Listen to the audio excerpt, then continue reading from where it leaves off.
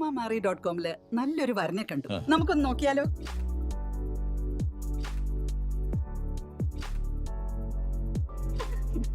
എന്തായാലും നമ്മൾ അറോമ മാറി തെരഞ്ഞെടുത്തത് ശരിയായ തീരുമാനമായിരുന്നു.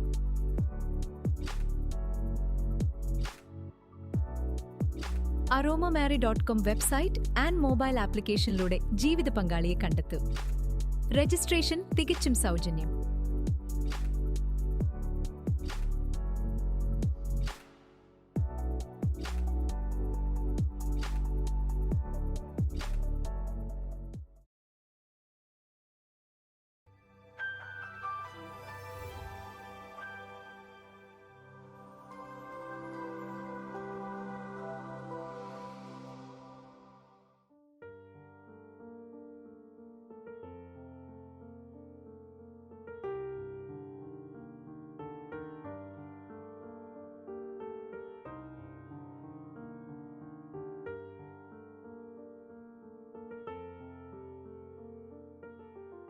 അരോമ ടിവിയുടെ എല്ലാ മാന്യ ശ്രോതാക്കൾക്കും വേഗം വരുന്ന കർത്താവായ യേശുക്രിസ്തുവിന്റെ ധന്യതിരുനാമത്തിലും വന്ദനത്തെയും സ്വാഗതത്തെയും അറിയിക്കുന്നു. അനുഗ്രഹീതവും മനോഹരമായ നല്ല നിമിഷങ്ങൾക്കായി നല്ല ദിവസത്തിനായി ഞാൻ കർത്താവിന് സ്തോത്രം ചെയ്യുന്നു. ഇന്ന് നമ്മൾ ക്ഷണം സ്വീകരിച്ച് നമ്മോടൊപ്പം ജോയിൻ ചെയ്തിരിക്കുന്നത് കർത്താവിന്റെ വിലപ്പെട്ട ദാസൻ പാസ്റ്റർ രാജൻ VM അവറുകളാണ്. അദ്ദേഹത്തിന്റെ ജീവിതാനുഭവം നമുക്ക് അവർക്ക് ശ്രദ്ധയോടെ പ്രാർത്ഥനയോടെ സ്കിപ്പ് ചെയ്ത അവസാനം വരെ കാണുകയും കേൾക്കുകയും ചെയ്യാം. മാത്രമല്ല നിങ്ങളുടെ വലിയൊരു അഭിപ്രായങ്ങളും നിർദ്ദേശങ്ങളും കമന്റ് ബോക്സിൽ രേഖപ്പെടുത്താൻ മറക്കരുത്. നിങ്ങൾക്കൊരു പ്രാർത്ഥനാ വിഷയമുണ്ട്, ഞങ്ങളുമായി പങ്കുവയ്ക്കാൻ നിങ്ങൾ ആഗ്രഹിക്കുന്നുവെങ്കിൽ സ്ക്രീൻ കാണുന്ന വാട്സപ്പ് നമ്പറിൽ ഞങ്ങളെ അറിയിക്കൂ. ഞങ്ങൾ നിങ്ങൾക്ക് വേണ്ടി പ്രാർത്ഥിക്കുന്നു. സാക്ഷ്യം പറഞ്ഞ പ്രിയപ്പെട്ടവരോടൊപ്പം എല്ലാ തിങ്കളാഴ്ചയും രാത്രി 8:30 മണി മുതൽ ഓൺലൈനിലൂടെ നടക്കുന്ന പ്രാർത്ഥനാ കൂട്ടായ്മയിൽ നിങ്ങൾക്ക് സംബന്ധിക്കാവുന്നതാണ്. നാം എല്ലാവരും ശ്രദ്ധയോടെ പ്രാർത്ഥനയോടായിരിക്കുമ്പോൾ കർത്താവിന്റെ വിലപ്പെട്ട ദാസൻ പാസ്റ്റർ രാജൻ VM അവറുകളെ തേഞ്ഞ സ്നേഹത്തോടും ആദരവോടും കൂടി അരോമ TV പ്രേക്ഷകരോടൊപ്പം സമയം ചെലവഴിക്കുന്നതിനായിട്ട് ക്ഷണിച്ചോളൂ. ദൈവനാമത്തിന് മഹത്വം ഉണ്ടാകട്ടെ. ഈ അരോമ ടിവിയിലേക്ക് ഇങ്ങനൊരു അവസരം വളരെ ബഹുമാനപ്പെട്ട ദാനിയേൽ ജോൺ പാസ്റ്റർ അവസരമൊരുക്കിയതിനായും പ്രത്യേകിച്ച് ഞാൻ ഈ അരോമ ടിവിയിലുള്ള എല്ലാ പ്രേക്ഷകർക്കും ഞാൻ എൻ്റെ വന്ദനം പറയുന്നു, നന്ദി പറയുന്നു.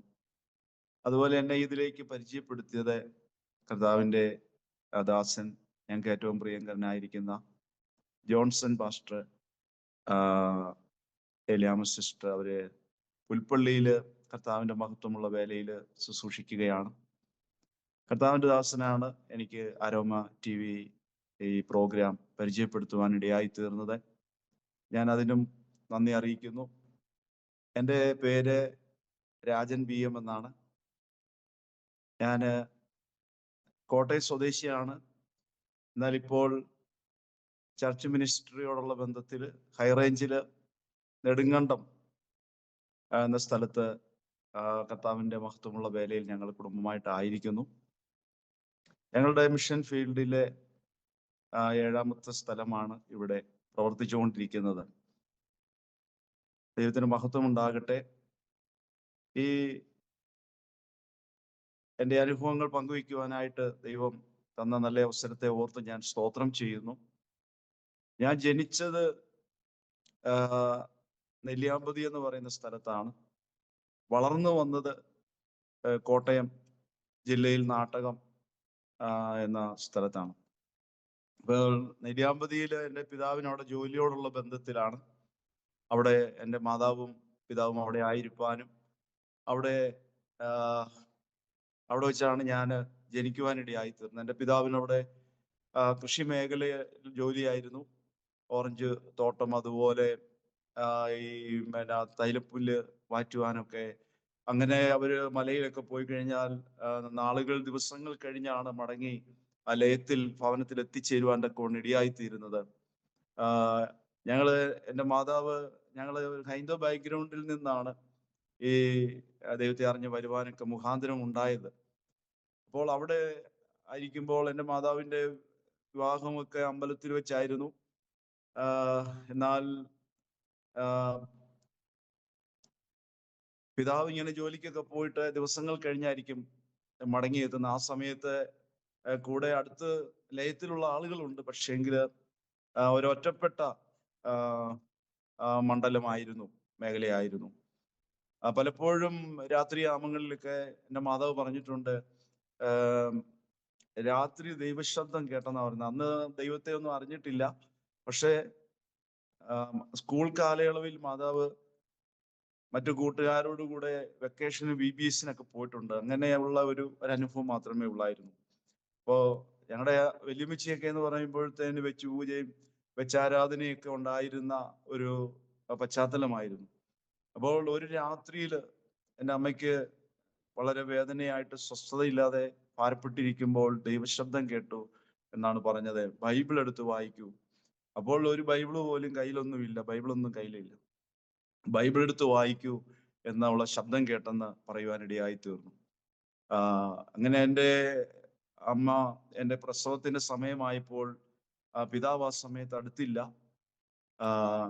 വാകത്താനംകാരൊരു കുട്ടപ്പൻ ചേട്ടനും ഒരു കുട്ടിയമ്മയും അവരുണ്ടായിരുന്നു എന്നാ പറഞ്ഞത്. അവസാനം അവര് എൻ്റെ മാതാവിനെ അന്ന് അവിടെ ആശുപത്രി എന്ന് പറയാനായിട്ട് ഒരു ചെറിയ ആരോഗ്യ കേന്ദ്രം മാത്രമേ ഉള്ളൂ. അവിടേക്കാണ് കാളവണ്ടിയിലാണ്, വണ്ടിയൊന്നും കിട്ടിയില്ല, അങ്ങനെ കാളവണ്ടിയിലാണ് അമ്മനെ ഡെലിവറിക്ക് വേണ്ടി കൊണ്ടുപോയത്. അവിടെ ചെന്ന് എന്നെ പ്രസവിക്കുവാനായിട്ട് ഒത്തിരി ബുദ്ധിമുട്ടി പാടുപെട്ടു എന്നാണ് പറയുവാനിടയായത്. ഇന്നത്തെ സാഹചര്യത്തിലാണെങ്കിൽ സിസേറിയൻ അങ്ങനെയൊക്കെ, പക്ഷെ അവിടെ അതിനുള്ള സൗകര്യമൊന്നുമില്ല. അങ്ങനെ ദൈവത്തിന്റെ കരുണയാൽ അത് ഞാൻ ഈ ഭൂമിയിലേക്ക് ജന്മമെടുക്കുവാൻ എൻ്റെ അമ്മ അത് എന്നെ പ്രസവിപ്പാനായിട്ട് ഇടയായി തീർന്നു. പക്ഷേങ്കിൽ ജനിച്ചു കഴിഞ്ഞിട്ട് എനിക്ക് കുറെ സമയത്തേക്ക് എനിക്ക് ചലനമില്ലായിരുന്നു, എനിക്ക് ജീവനില്ലായിരുന്നു. ആ സമയത്ത് ആ നേഴ്സുമാര് പറഞ്ഞു, ഈ മാതാവ് എന്ത് പാടുപെട്ടാണ് ഈ കുഞ്ഞിനെ അത് ജന്മം കൊടുക്കാൻ ഇടയായി തീർന്നത്. ഈ കുഞ്ഞിനെ ജീവൻ നഷ്ടപ്പെട്ടു പോയി കഴിഞ്ഞാൽ ഈ മാതാവിന് എത്രയധികം വേദനയാണ് ഉണ്ടാകുന്നത് എന്ന് പറഞ്ഞ് അവര് ദൈവത്തോട് പ്രാർത്ഥിക്കാൻ ഇടയായെന്ന് കേൾക്കുവാൻ സഹായിച്ചു. അതുപോലെ തന്നെ ഈ ബക്കറ്റിനകത്ത് വെള്ളം കൊണ്ടുവന്നിട്ട് എൻ്റെ ശരീരത്തേക്ക് ഇങ്ങനെ വാട്ടർ തെറാപ്പി, വെള്ളം ഇങ്ങനെ അടിച്ചടിച്ച് കുറേ സമയം അങ്ങനെ ചെയ്തെന്നാണ് പറയുന്നത്. ആ സമയത്തൊക്കെ എൻ്റെ ശരീരത്തിൽ ഇങ്ങനെ കളറുകൾ മാറി വന്നുകൊണ്ടിരിക്കുകയാണ് പറയുന്നത്. പച്ച, മഞ്ഞ, ചുമല, നീല, ഇങ്ങനെ ഓരോ കളറുകൾ ചേഞ്ച് ചെയ്ത് വന്നുകൊണ്ടിരിക്കുകയായിരുന്നു. അങ്ങനെ കുറെ സമയം കഴിഞ്ഞാണ് എൻ്റെ ശരീരത്തിനൊരു ചലനം ഉണ്ടാകുവാൻ ഇടയായി തീർന്നത്. അങ്ങനെ ജനനത്തിൽ ദൈവത്തിന്റെ വലിയൊരു കരുണയുണ്ടായി. ആ സമയത്തൊന്നും എൻ്റെ മാതാവോ പിതാവോ ഒന്നും വേണ്ടതുവണ്ണം ദൈവത്തെ ഒന്നും അറിഞ്ഞിട്ടില്ല. എന്നാൽ കൊച്ചുകാലത്ത് അമ്മ ഇങ്ങനെ കൂട്ടുകാരോട് കൂടെ സ്കൂളിലൊക്കെ പോയി വെക്കേഷൻ സമയത്ത് VBSനൊക്കെ പോയ അങ്ങനെ ഒരു ആത്മീയ അനുഭവം യേശുവിനെ അറിയുവാൻ ഇടയായത് മാത്രമേ ഉള്ളൂ. അതുപോലെ തന്നെ ഞങ്ങളുടെ വല്യമ്മച്ചിയൊക്കെ ഹൈന്ദവ ആചാരത്തില് ഐത്ത എന്ന് പറഞ്ഞാൽ താണെ ആൾക്കാരെ വീട്ടിൽ പ്രവേശിക്കുന്നതിന് പോലും അങ്ങനെയൊക്കെയുള്ള ഒരു കാലഘട്ടമായിരുന്നു. എല്ലാ 1-ാം തീയതിയും ഈ വായനക്കാരെ വിളിപ്പിച്ച് വായിപ്പിക്കലും കോലം വരയ്ക്കലും ഇങ്ങനെയൊക്കെയുള്ള ഒത്തിരി അനാചാരങ്ങൾ ഒക്കെ ഉണ്ടായിരുന്ന ഒരു അവസ്ഥയായിരുന്നു. അതിൽ നിന്ന് എൻ്റെ പിതാവ് വന്ന് എൻ്റെ അമ്മയെ വിവാഹം കഴിച്ചുകൊണ്ടാണ് അവിടേക്ക് പോകുവാൻ ഇടയായി തീർന്നത്. കാരണം വിവാഹം കഴിച്ച അന്ന് തന്നെ എൻ്റെ വല്യമ്മച്ചി, അമ്മയുടെ അമ്മയ്ക്ക് വെളിച്ചപ്പാട് കയറി. അരുവാൾ എവിടെ, ചൂരവടി എവിടെയെന്ന് ചോദിച്ചുകൊണ്ട് ഇവരെ വളരെയധികം ഉപദ്രവിക്കാൻ തുടങ്ങി. അങ്ങനെയാണ് എൻ്റെ പിതാവിൻ്റെ മാതാവുമായിട്ട് ആ സ്ഥലത്തേക്ക് പോകാൻ ഇടയായി തീർന്നു. കാരണം എൻ്റെ പിതാവ് മധുര സ്വദേശിയാണ്, സമയനെല്ലൂർ മധുര സ്വദേശിയാണ്. അപ്പൊ കോട്ടയത്ത് ജോലിയോടുള്ള ബന്ധത്തിൽ വന്ന് അങ്ങനെ അവിടെയുള്ള ചില ആളുകളുടെ പരിചയത്തിലാണ് എൻ്റെ അമ്മയെ കണ്ട് വിവാഹം കഴിക്കുവാനൊക്കെ ഇടയായി തീർന്നത്. എൻ്റെ വല്യമ്മച്ചിയൊക്കെ അമ്മയും ഒക്കെ കോട്ടയം സ്വദേശികളാണ്. അങ്ങനെയാണ് നെല്ലിയാമ്പതിക്ക് പോകുവാനും അവിടെ വെച്ചാണ് ഞാൻ ജനിക്കുവാനും ഇടയായി തീർന്നത്. അങ്ങനെ ഏതാണ്ട് ഒരു 2.5 വയസ്സ് പ്രായമായപ്പോൾ എൻ്റെ കഴുത്തില് ഒരു നെല്ലിക്ക വലിപ്പത്തിന് ഓരോ മുഴയുണ്ടായ പാടാണ് ഈ കഴുത്തിൽ കാണുന്നത്. അന്ന് അവിടെ ഉണ്ടാകുന്ന ഒരു അപൂർവ രോഗമാണ്. നെല്ലിക്ക വലിപ്പത്തിന് ഈ മുഴയുണ്ടായിട്ട് അത് പഴുത്ത് പൊട്ടിക്കരിഞ്ഞ് ഉണങ്ങിക്കഴിയുമ്പോൾ അടുത്തതുണ്ടാകും. ഇങ്ങനെ കഴുത്തിന് ചുറ്റും വന്നു കഴിയുമ്പോൾ ആള് മരണപ്പെടുന്ന ഒരു സാഹചര്യമാണ്. അപ്പോൾ അതിൽ നിന്നും രക്ഷപ്പെട്ടു കഴിഞ്ഞാൽ വലിയ ഭാഗ്യമായിട്ടാണ് അവിടെയുള്ള ദേശവാസികൾ മനസ്സിലാക്കുന്നത്. അപ്പൊ എനിക്ക് 2.5 വയസ്സ് പ്രായം മാത്രമേ ഉള്ളൂ. എൻ്റെ അമ്മയാണ് നല്ല ആരോഗ്യവതിയായിരുന്നു. പക്ഷേങ്കില് അമ്മയ്ക്കും അസുഖമുണ്ടായി, TB പേഷ്യൻ്റായി മാറി. അങ്ങനെ ഞാനും അമ്മയും കുഞ്ഞും മരിച്ചു പോകുന്ന ഒരു അവസ്ഥയിലേക്ക് എത്തി. അങ്ങനെ അവിടെ നിന്ന് വാഹനം കയറി കോട്ടയത്ത് വന്ന് ഒരു ക്രിസ്മസ് നാളിലാണ് കോട്ടയത്ത് വന്ന് വണ്ടി ഇറങ്ങിയതെന്ന് അമ്മ എന്നോട് കഥ പറഞ്ഞിട്ടുണ്ട്. വീട്ടിൽ വന്നപ്പോൾ എൻ്റെ വല്യമ്മച്ചി, അന്ന് ഞങ്ങള് ശരിക്കും പറഞ്ഞാൽ മറ്റാളുകൾ ബന്ധുക്കളൊക്കെ ഉണ്ടെങ്കിൽ സമീപത്ത് ആരുമില്ല. മറ്റ് റിലേറ്റീവ്സ്, ചില കൂട്ടുകാരൊക്കെ മറ്റു ഭവനങ്ങൾ മാത്രമേ ഉള്ളൂ. വല്യമ്മച്ചിയൊക്കെ ആ ഒരു പാരമ്പര്യത്തിന്റെ അവസ്ഥയിൽ, ശരിക്കും പറഞ്ഞാൽ എൻ്റെ അമ്മയുടെ വിവാഹം കഴിഞ്ഞപ്പോൾ തന്നെ ഒരു മാനസിക രോഗിയായ അവസ്ഥയായിരുന്നു എൻ്റെ വല്യമ്മച്ചിക്ക്. ഞങ്ങളുടെ അമ്മ വീട്ടിൽ വരുമ്പോൾ കാണുന്ന കാഴ്ച എന്ന് പറയുന്നത് എന്താ, ഒരു മാനസിക രോഗിയായിട്ട് വല്യമ്മച്ചി ആയിരിക്കുന്ന ഒരു അവസ്ഥയാണ് കാണുന്നത്. അങ്ങനെ വീട്ടിലുള്ള സർവ്വ സാധനങ്ങളും നാട്ടുകാരോ മറ്റാരൊക്കെയോ സാമൂഹ്യ വിരുദ്ധര് ഉണ്ടായിരുന്ന സാധനങ്ങളെല്ലാം വീടൊക്കെ കുത്തി തുറന്നൊക്കെ എടുത്തുകൊണ്ട് പോയി. അങ്ങനെ ഞങ്ങൾ ശരിക്കും പറഞ്ഞാൽ ഞങ്ങൾ ഒരു തകർന്നൊരവസ്ഥയിൽ, ഒരു നരകതുല്യമായ അവസ്ഥയിൽ ആയിരുന്നു. സർവശക്തനായ ദൈവത്തെ അറിയാനായിട്ട് മുഖാന്തരം ഉണ്ടായത് എൻ്റെ മാതാവ് അങ്ങനെ ആ TB പേഷ്യൻ്റ് ആയിട്ട് 10 ചുവട് നടക്കുമ്പോഴത്തേക്കിന് ചുമച്ച് തുപ്പുന്നത് ബ്ലഡ് ആയിരുന്നു. അങ്ങനെ മരണത്തോട് മല്ലടിച്ച് കോട്ടയം ജനറൽ ഹോസ്പിറ്റലിൽ എൻ്റെ മാതാവിനെ അഡ്മിറ്റ് ആക്കി. അവിടെ കിടന്നുകൊണ്ട് ഭയങ്കര പാട്ടാണെന്നാ പറയുന്നത്. പാട്ട് എപ്പോഴും പാട്ട് പാടുക, ഈ BBC-നൊക്കെ പഠിച്ച പാട്ടുകൾ, ഉള്ളിൽ കിടക്കുന്ന ക്രിസ്തീയ പാട്ടുകളും നല്ല പാട്ടുകളൊക്കെ പാടുകയാണ്. അപ്പൊ അടുത്തുള്ള മറ്റു രോഗികള് അവർക്ക് ഭയങ്കര അസ്വസ്ഥതയായിട്ട് അവര് കംപ്ലൈന്റ് പറയാൻ ഇടയായി തീർന്നു. ഇവരിങ്ങനെ ഭയങ്കര ശല്യമാ, എപ്പോഴും പാട്ട് പാടുകയാണ്. അങ്ങനെ അപ്പോൾ ഡോക്ടർമാര് സ്ലീപ്പിംഗ് ഗുളിക, ഉറക്ക ഗുളിക കൊടുത്തിട്ട് അമ്മ ആ ഉറക്ക ഗുളിക കഴിച്ച് ഉറങ്ങുന്ന ഒരു സാഹചര്യമാണ്. അപ്പോൾ തന്നെ ഈ വരാന്ത വഴി കുഞ്ഞു പിള്ളേരുടെ വലിയ കാലുകൾ കാണുമ്പോൾ അമ്മയ്ക്ക് രോഗം പകുതി മാറുന്നതായിട്ട് അനുഭവം ഉണ്ടായിട്ടുണ്ടെന്ന് പറഞ്ഞു. അങ്ങനെയൊക്കെ ശരിക്കും പറഞ്ഞാൽ മരണത്തോട് മല്ലടിച്ച് എൻ്റെ അമ്മ മരണത്തോട് മല്ലടിച്ച ഒരു സാഹചര്യമായിരുന്നു. ആ സമയത്തെ ഒരു കൂട്ടം വിശ്വാസികളായ ആന്റിമാര് ആ ഹോസ്പിറ്റലിൽ വന്ന് സന്ദർശിക്കുവാനും അവര് സുവിശേഷം പങ്കുവയ്ക്കുവാനും എൻ്റെ അമ്മയോട് സുവിശേഷം പങ്കുവയ്ക്കുവാനും ഇടയായി തീർന്നു. മാതാവ് ദൈവത്തിന്റെ ശബ്ദം കേൾക്കുവാൻ അവര് സുവിശേഷം പറഞ്ഞ് ഈ നല്ല കർത്താവിനെ സഹോദരി യേശുവിൽ വിശ്വസിക്കുന്നോ എന്ന് ചോദിപ്പാനിടയായി. അപ്പോൾ എൻ്റെ മാതാവ് ദൈവസന്നിധിയിൽ സമർപ്പിക്കുകയും ആ യേശുവിനെ ഞാൻ എൻ്റെ ഹൃദയം കൊണ്ട് സ്വീകരിക്കുന്നു, എനിക്ക് ഈ യേശുവിനെ ആവശ്യമാണ് എന്ന് പറഞ്ഞപ്പോൾ അവര് എൻ്റെ മാതാവിന് വേണ്ടി പ്രാർത്ഥിച്ചു. ആ പ്രാർത്ഥനയുടെ ഫലമായിട്ട്, സമർപ്പണത്തിന്റെ ഫലമായിട്ട് യേശു എൻ്റെ അമ്മയ്ക്ക് പൂർണ്ണ സൗഖ്യം കൊടുക്കുവാനിടയായി.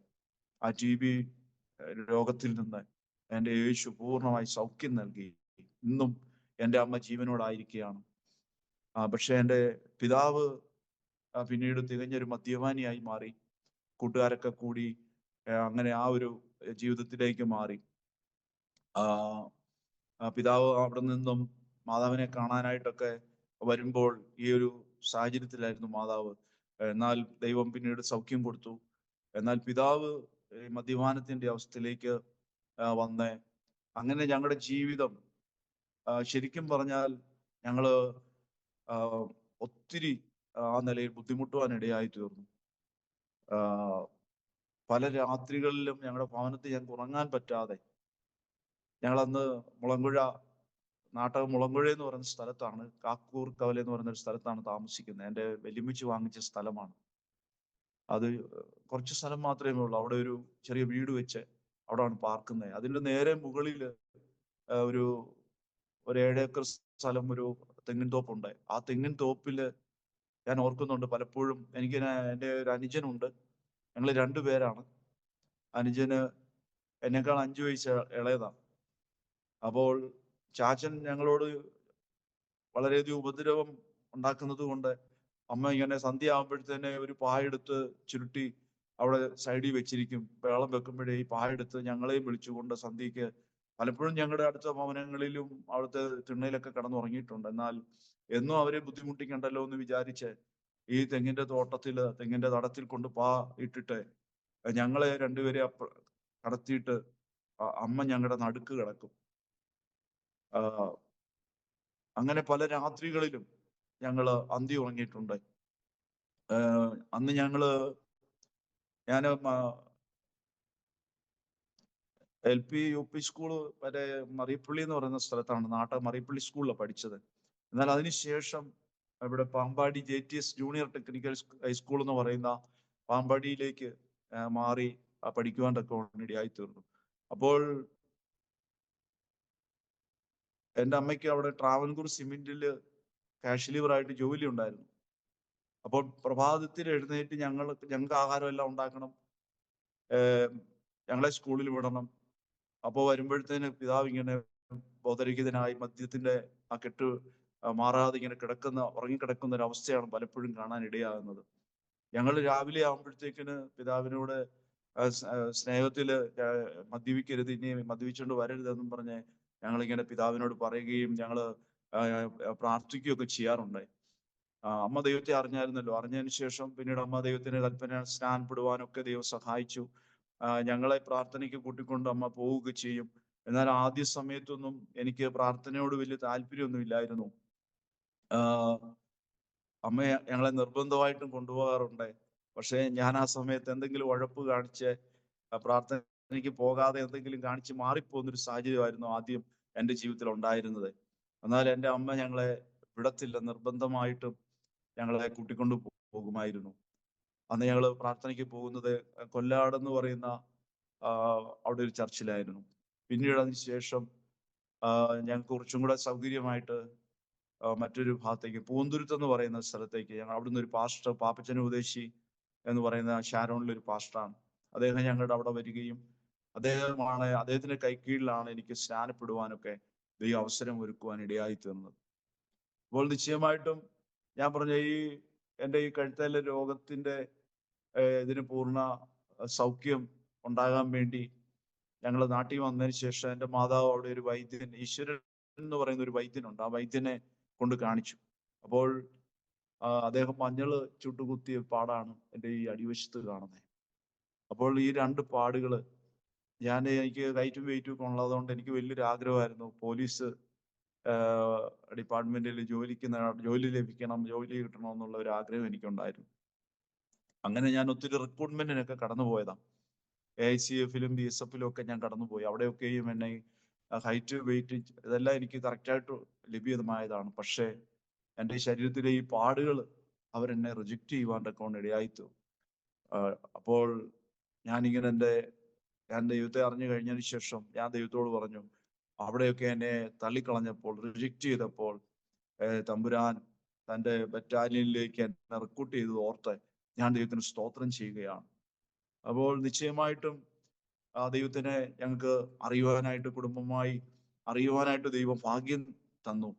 എന്നാൽ എൻ്റെ ചെറുപ്പകാലത്ത് ഞങ്ങൾ വളർന്നു വരുന്ന സമയത്ത് ഒത്തിരി തിരസ്കരണം ഉണ്ടായിട്ടുണ്ട്. കാരണം എൻ്റെ പിതാവ് മധുര സമയനെല്ലൂർ സ്വദേശിയാണ്. ഇവിടെ കോട്ടയത്ത് വന്ന് എൻ്റെ മാതാവിനെ വിവാഹം കഴിച്ച് ഇവിടെ പാർക്കുമ്പോൾ കൂട്ടുകാരൊക്കെ പലപ്പോഴും എന്നെ കളിയാക്കി ആ നിലയിലൊക്കെ എനിക്ക് ഒത്തിരി വിഷമം ഉണ്ടായിട്ടുണ്ട്. നമ്മളെ ഒറ്റപ്പെടുത്തുന്ന ഒത്തിരി സാഹചര്യങ്ങൾ ഉണ്ടായിട്ടുണ്ട്. പക്ഷേ എൻ്റെ വല്യമ്മച്ചിയുടെ മാനസികമായ അവസ്ഥ അങ്ങനെ ഞങ്ങൾ തകർന്ന് ഈ ഭൂമിയിൽ ഏറ്റവും നരകതുല്യമായ ഒരു അനുഭവത്തിലൂടെ ഞങ്ങൾ കടന്നുപോയിട്ടുണ്ട്. ആ സമയത്തൊക്കെ ഞങ്ങൾക്ക് പ്രയർ സപ്പോർട്ട് ചെയ്തത് അവിടെ ഒത്തിരി ഭവനങ്ങളുണ്ട്. ആ ഭവനങ്ങളെയൊക്കെ എനിക്ക് ഒരിക്കലും മറക്കാൻ കഴിയത്തില്ല. ഇടയ്ക്ക് ഞാൻ അവിടെ ആ ഭാഗത്തൊക്കെ പോകുന്നുണ്ട്. അതില് കൊച്ചച്ചായൻ എന്ന് പറയുന്ന കൊച്ചച്ചായന്റെ കുടുംബം, അതുപോലെ തുണ്ടിയിലെ കുടുംബം, അങ്ങനെ ചില ഭവനങ്ങൾ, അതുപോലെ ഒരു പെണ്ണമാമച്ചി, ഇവരൊക്കെ ഞങ്ങൾക്ക് വേണ്ടി ഒത്തിരി പ്രാർത്ഥിക്കുവാനായിട്ട് ഇടയായിട്ടുണ്ട്. അപ്പൊ എൻ്റെ പിതാവ് മദ്യപാനത്തിന്റെ അവസ്ഥയാണ്. അപ്പോൾ തന്നെ ബിസിനസ് തുടങ്ങി. ആ ബിസിനസ്സിൽ ചാച്ചനെ സംബന്ധിച്ച് ചാച്ചന് സത്യസന്ധനായ ഒരു മനുഷ്യനാണ്. പക്ഷേങ്കിൽ ചാച്ചനെ മറ്റുള്ളവര് പറഞ്ഞ് എന്ത് ചെയ്യുക, പറ്റിക്കുകയാണ്. അപ്പോൾ അതെല്ലാം അവർ പറയുന്നതെന്ന് വിശ്വസിച്ചിട്ട് തിരിച്ച് അതേ രീതിയിൽ കൊടുക്കുമ്പോഴത്തേക്കിന് വാങ്ങിക്കൊണ്ട് പോകുന്നവർക്ക്, ഇപ്പൊ പശുവാണെങ്കിൽ അതിന്റെ പാല് അത്രയും കാണത്തില്ല. അപ്പോൾ വീട്ടിൽ വന്ന് അവർ ബഹളം ഉണ്ടാക്കുകയും അങ്ങനെ ദിവസം ഈ ബിസിനസ് സംബന്ധമായി ഞങ്ങൾക്ക് ഞായറാഴ്ച ആരാധനയ്ക്ക് പോകുന്ന സമയത്ത് ഞായറാഴ്ച പോലും ആളുകൾ ഞങ്ങളുടെ വീടിന്റെ തിണ്ണയിൽ വന്നിരുന്ന് ഇവര് ബിസിനസ് സംബന്ധമായ കാര്യങ്ങളൊക്കെ സംസാരിക്കുമ്പോൾ അവിടെ വന്ന് പുകവലിക്കുകയും അങ്ങനെയൊക്കെയുള്ള ബുദ്ധിമുട്ടുകൾ ഉണ്ടാകുമ്പോൾ ഞങ്ങള് പലപ്പോഴും അവരോട് പറയേണ്ടി വന്നിട്ടുണ്ട്. അതുപോലെ ബസ്സിലൊക്കെ എഴുതി വെച്ചിരിക്കുന്ന പോലെ ഞങ്ങള് അവിടെ ഞങ്ങളുടെ തിണ്ണയിൽ എഴുതി വെക്കേണ്ടി വന്നു, ഇവിടെ പുകവലി പാടില്ല എന്ന് വരെ. അത്രമാത്രം ഞങ്ങൾക്ക് ബുദ്ധിമുട്ടുണ്ടായിട്ടുണ്ട്. അതിൽ നിന്നെല്ലാം എൻ്റെ പിതാവിന് വേണ്ടി ഞങ്ങൾ പ്രാർത്ഥിച്ചുകൊണ്ടേയിരുന്നു. സഭയിൽ ചെന്ന് പറയുമ്പോൾ പാസ്റ്ററും ദൈവമക്കളും എല്ലാം ശക്തമായി പ്രാർത്ഥിക്കുമായിരുന്നു. അതിന്റെ ഫലമായിട്ട് എൻ്റെ പിതാവിന് തൊണ്ടയില് ഒരു വേദന തുടങ്ങി. ആ വേദന വളരെ കലശലായി മാറി. ചാച്ചൻ മരുന്ന് കഴിക്കുകയും അങ്ങനെയൊക്കെ ചെയ്തു. പക്ഷേങ്കിൽ അത് ഇനി യാതൊരു മാറ്റം ഉണ്ടായില്ല. ദിവസങ്ങൾ അങ്ങനെ മുന്നോട്ട് പോയി. ആഹാരം കഴിക്കാനോ വെള്ളം കുടിക്കാനോ പോലും സാധിക്കാത്ത നിലയിൽ ബുദ്ധിമുട്ടുണ്ടായി. ആ സമയത്ത് ഞാൻ പറഞ്ഞു, ചാച്ച ഇത് ദൈവത്തിന്റെ കരമാ, ദൈവസന്നിധി അച്ഛൻ വരണം എന്ന് പറഞ്ഞപ്പോൾ ഞാൻ പറയുമ്പോഴത്തെ അച്ഛൻ അനുസരിക്കാറുണ്ട്. ഞാൻ മൂത്ത മോനാ, എന്നേക്കാൾ എൻ്റെ അനുജന് 5 വയസ്സ് ഇളയതാ. ഞങ്ങൾ രണ്ടുപേരേ ഉള്ളൂ. അപ്പോൾ ചാച്ചൻ അങ്ങനെ ആദ്യമായിട്ട് ഞങ്ങളുടെ പാപ്പച്ചൻ പാസ്റ്ററുടെ പള്ളിയിൽ വരാനിടയായി തീർന്നു. അപ്പം പള്ളിയിൽ ചർച്ചിലുള്ളവർക്കെല്ലാം വലിയ സന്തോഷമായി. മണിച്ചൻ വന്നു എന്ന് പറഞ്ഞ് ഭയങ്കര സന്തോഷമായിരുന്നു. അങ്ങനെ ചാച്ചൻ ദൈവസന്നിധി വന്നെങ്കിലും ആ തൊണ്ടയിലെ ആ രോഗത്തിന് ദൈവം വിടുതൽ കൊടുത്ത് മദ്യപാനത്തിൽ നിന്ന് വിടുവിക്കപ്പെട്ടു. പക്ഷേങ്കിൽ ചാച്ചന് പുകവലി ഉണ്ടായിരുന്നു. അപ്പം ഞാന് എൻ്റെ ടെക്നി ഹൈസ്കൂളില് പഠനം കഴിഞ്ഞ ശേഷം ഞാൻ ഹോട്ടൽ മാനേജ്മെന്റ് കോഴ്സ് പഠിച്ച് ഞാൻ ആ ജോലിയിൽ പോകുവാനായിട്ടൊക്കെ ഇടയായി. എന്നാൽ ആ ജോലിക്ക് പോയിക്കൊണ്ടൊക്കെ ഇരിക്കുമ്പോഴത്തേനാണ് ട്രിവാൻഡ്രത്തായിരുന്നു എനിക്ക് ആദ്യം. അതിനുശേഷം എറണാകുളത്തെ, പിന്നീട് അവസാനം ട്രിവാൻഡ്രത്ത് ഞാൻ ജോലി ചെയ്യുമ്പോഴത്തേക്കിനാണ് എൻ്റെ വിവാഹകാര്യമൊക്കെ റെഡിയായി വരുന്നത്. അപ്പൊ എൻ്റെ അമ്മയ്ക്ക് ട്രാൻകൂർ സിമെന്റ് ജോലി ഉണ്ടെന്ന് ഞാൻ പറഞ്ഞായിരുന്നല്ലോ. അപ്പോൾ അവിടുത്തെ അമ്മയുടെ കൂടെ ഞങ്ങളുടെ അജിയുടെ, എൻ്റെ വൈഫിന്റെ ഒരു അങ്കിൾ അവിടെ ജോലി ചെയ്യുന്നുണ്ട്. അപ്പൊ അവര് തമ്മിൽ ഉള്ള ബന്ധത്തിൽ അല്ലെങ്കിൽ സംസാരിച്ചാണ് ഞങ്ങളുടെ ഈ വിവാഹകാര്യം പോയി അവിടെ നിന്ന് കാണാനും ഒക്കെ ഇടയായി തീർന്നത്. അപ്പോൾ ഞാൻ ട്രിവാൻഡ്രത്ത് ഞാൻ ജോലി ചെയ്തുകൊണ്ടിരിക്കുമ്പോൾ അവിടെ നിന്നാണ് പോയി കാണാനായിട്ട്. ട്രിവാൻഡ്രത്താണ് എൻ്റെ വൈഫിന്റെ വീട്. അങ്ങനെ എൻ്റെ ജീവിതത്തിൽ വലിയൊരു ടേണിംഗ് പോയിന്റ് ദൈവം ഒരുക്കിയത്, ഈ വേലയിലേക്ക് ദൈവം കൊണ്ടുവരുവാനായിട്ട് ദൈവം ഇടയാക്കിയത്. ഒരു ദിവസം ഞങ്ങളുടെ വിവാഹം കഴിഞ്ഞ് 1997 ഏപ്രിൽ 17 ഞങ്ങളുടെ വിവാഹം തിരുവനന്തപുരത്ത് വെച്ച് നടക്കുന്നത്. എന്നാൽ 1997 സെപ്റ്റംബർ 27 എൻ്റെ ജീവിതത്തിൽ ഒരു വലിയ അത്യാഹിതം എന്ന് പറഞ്ഞാൽ, അയാൾ വീട്ടിലാണ്, രാത്രി കിടന്നുറങ്ങി പ്രഭാതത്തിൽ എഴുന്നേറ്റ് മുഖം കഴുകുന്ന സമയത്ത് എനിക്ക് തല കറങ്ങുന്ന പോലത്തെ ഒരു തലചുറ്റൽ പോലെ ഒരു പ്രയാസം വന്നു. ആ സമയത്ത് പ്രിയപ്പെട്ടവൾ എനിക്ക് വെള്ളം കൊണ്ടുവന്ന് ഞാൻ ഇങ്ങനെ മുഖം കഴുകുകയാണ്. ആ സമയത്ത് എൻ്റെ മൂക്കിലൂടെ ബ്ലഡ് വരുന്നൊരു സാഹചര്യമായിരുന്നു.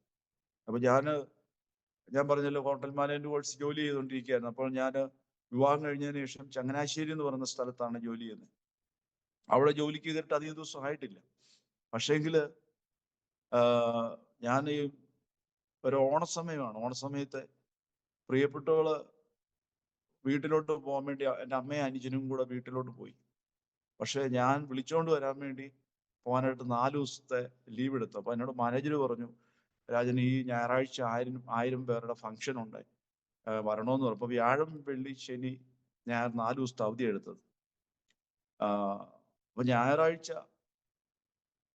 തിരിച്ചു വരണമെന്ന് എന്നോട് പറഞ്ഞു. 1000 പേരുടെ ഫംഗ്ഷൻ ഉണ്ട്, രാജൻ വരണമെന്ന് പറഞ്ഞു. അപ്പോൾ ഞാൻ പറഞ്ഞു ശരിയെന്ന് പറഞ്ഞു. പക്ഷേ ശനിയാഴ്ച രാവിലെയാണ് എനിക്ക് ഈ ബുദ്ധിമുട്ടുണ്ടാകുന്നത്. രാവിലെ എഴുന്നേറ്റ് മുഖം കഴുകുന്ന സമയത്ത് എനിക്ക് തലയുറ്റൽ പോലെ ഉണ്ടായിട്ട് ഞാനിങ്ങനെ മുഖം കഴുകുന്ന സമയത്ത് മൂക്കിലൂടെ ബ്ലഡ് വരികയാണ്. അടുത്ത നിമിഷം പ്രിയപ്പെട്ടവൾ കണ്ട് ഞാൻ പറഞ്ഞു ഒന്നുമില്ല എന്ന് പറഞ്ഞ് ആ വെള്ളം ഞാൻ അതിലേക്ക് ഒഴിച്ചു. പക്ഷെ ആ ബ്ലഡ് നിന്നില്ല. രാവിലെ ഒരു 6 മണിയൊക്കെ കഴിഞ്ഞതേ ഉള്ളൂ. പിന്നെ എനിക്ക് എന്നാന്നൊന്നും അറിയത്തില്ല. എൻ്റെ പിന്നെ തലയ്ക്കും ശരീരത്തിനും എല്ലാം വലിയ ഭാരമായി. എൻ്റെ ശരീരം അങ്ങ് തളരുന്ന പോലായി. പപ്പായും മമ്മിയും അതുപോലെ എൻ്റെ ബ്രദറിലോ അളിയനും അവരെല്ലാവരും ഉണ്ട്. എല്ലാവരും വളരെ സങ്കടപ്പെട്ട് അവരൊക്കെ വന്ന് പ്രാർത്ഥിക്കുകയൊക്കെ ചെയ്തു. എന്നെ അവിടെ നിന്ന് ഞങ്ങള് ട്രിവാൻഡ്രം കാട്ടാക്കട പൂവച്ചൽ എന്ന് പറയുന്ന സ്ഥലത്താ എൻ്റെ വൈഫിന്റെ വീട്.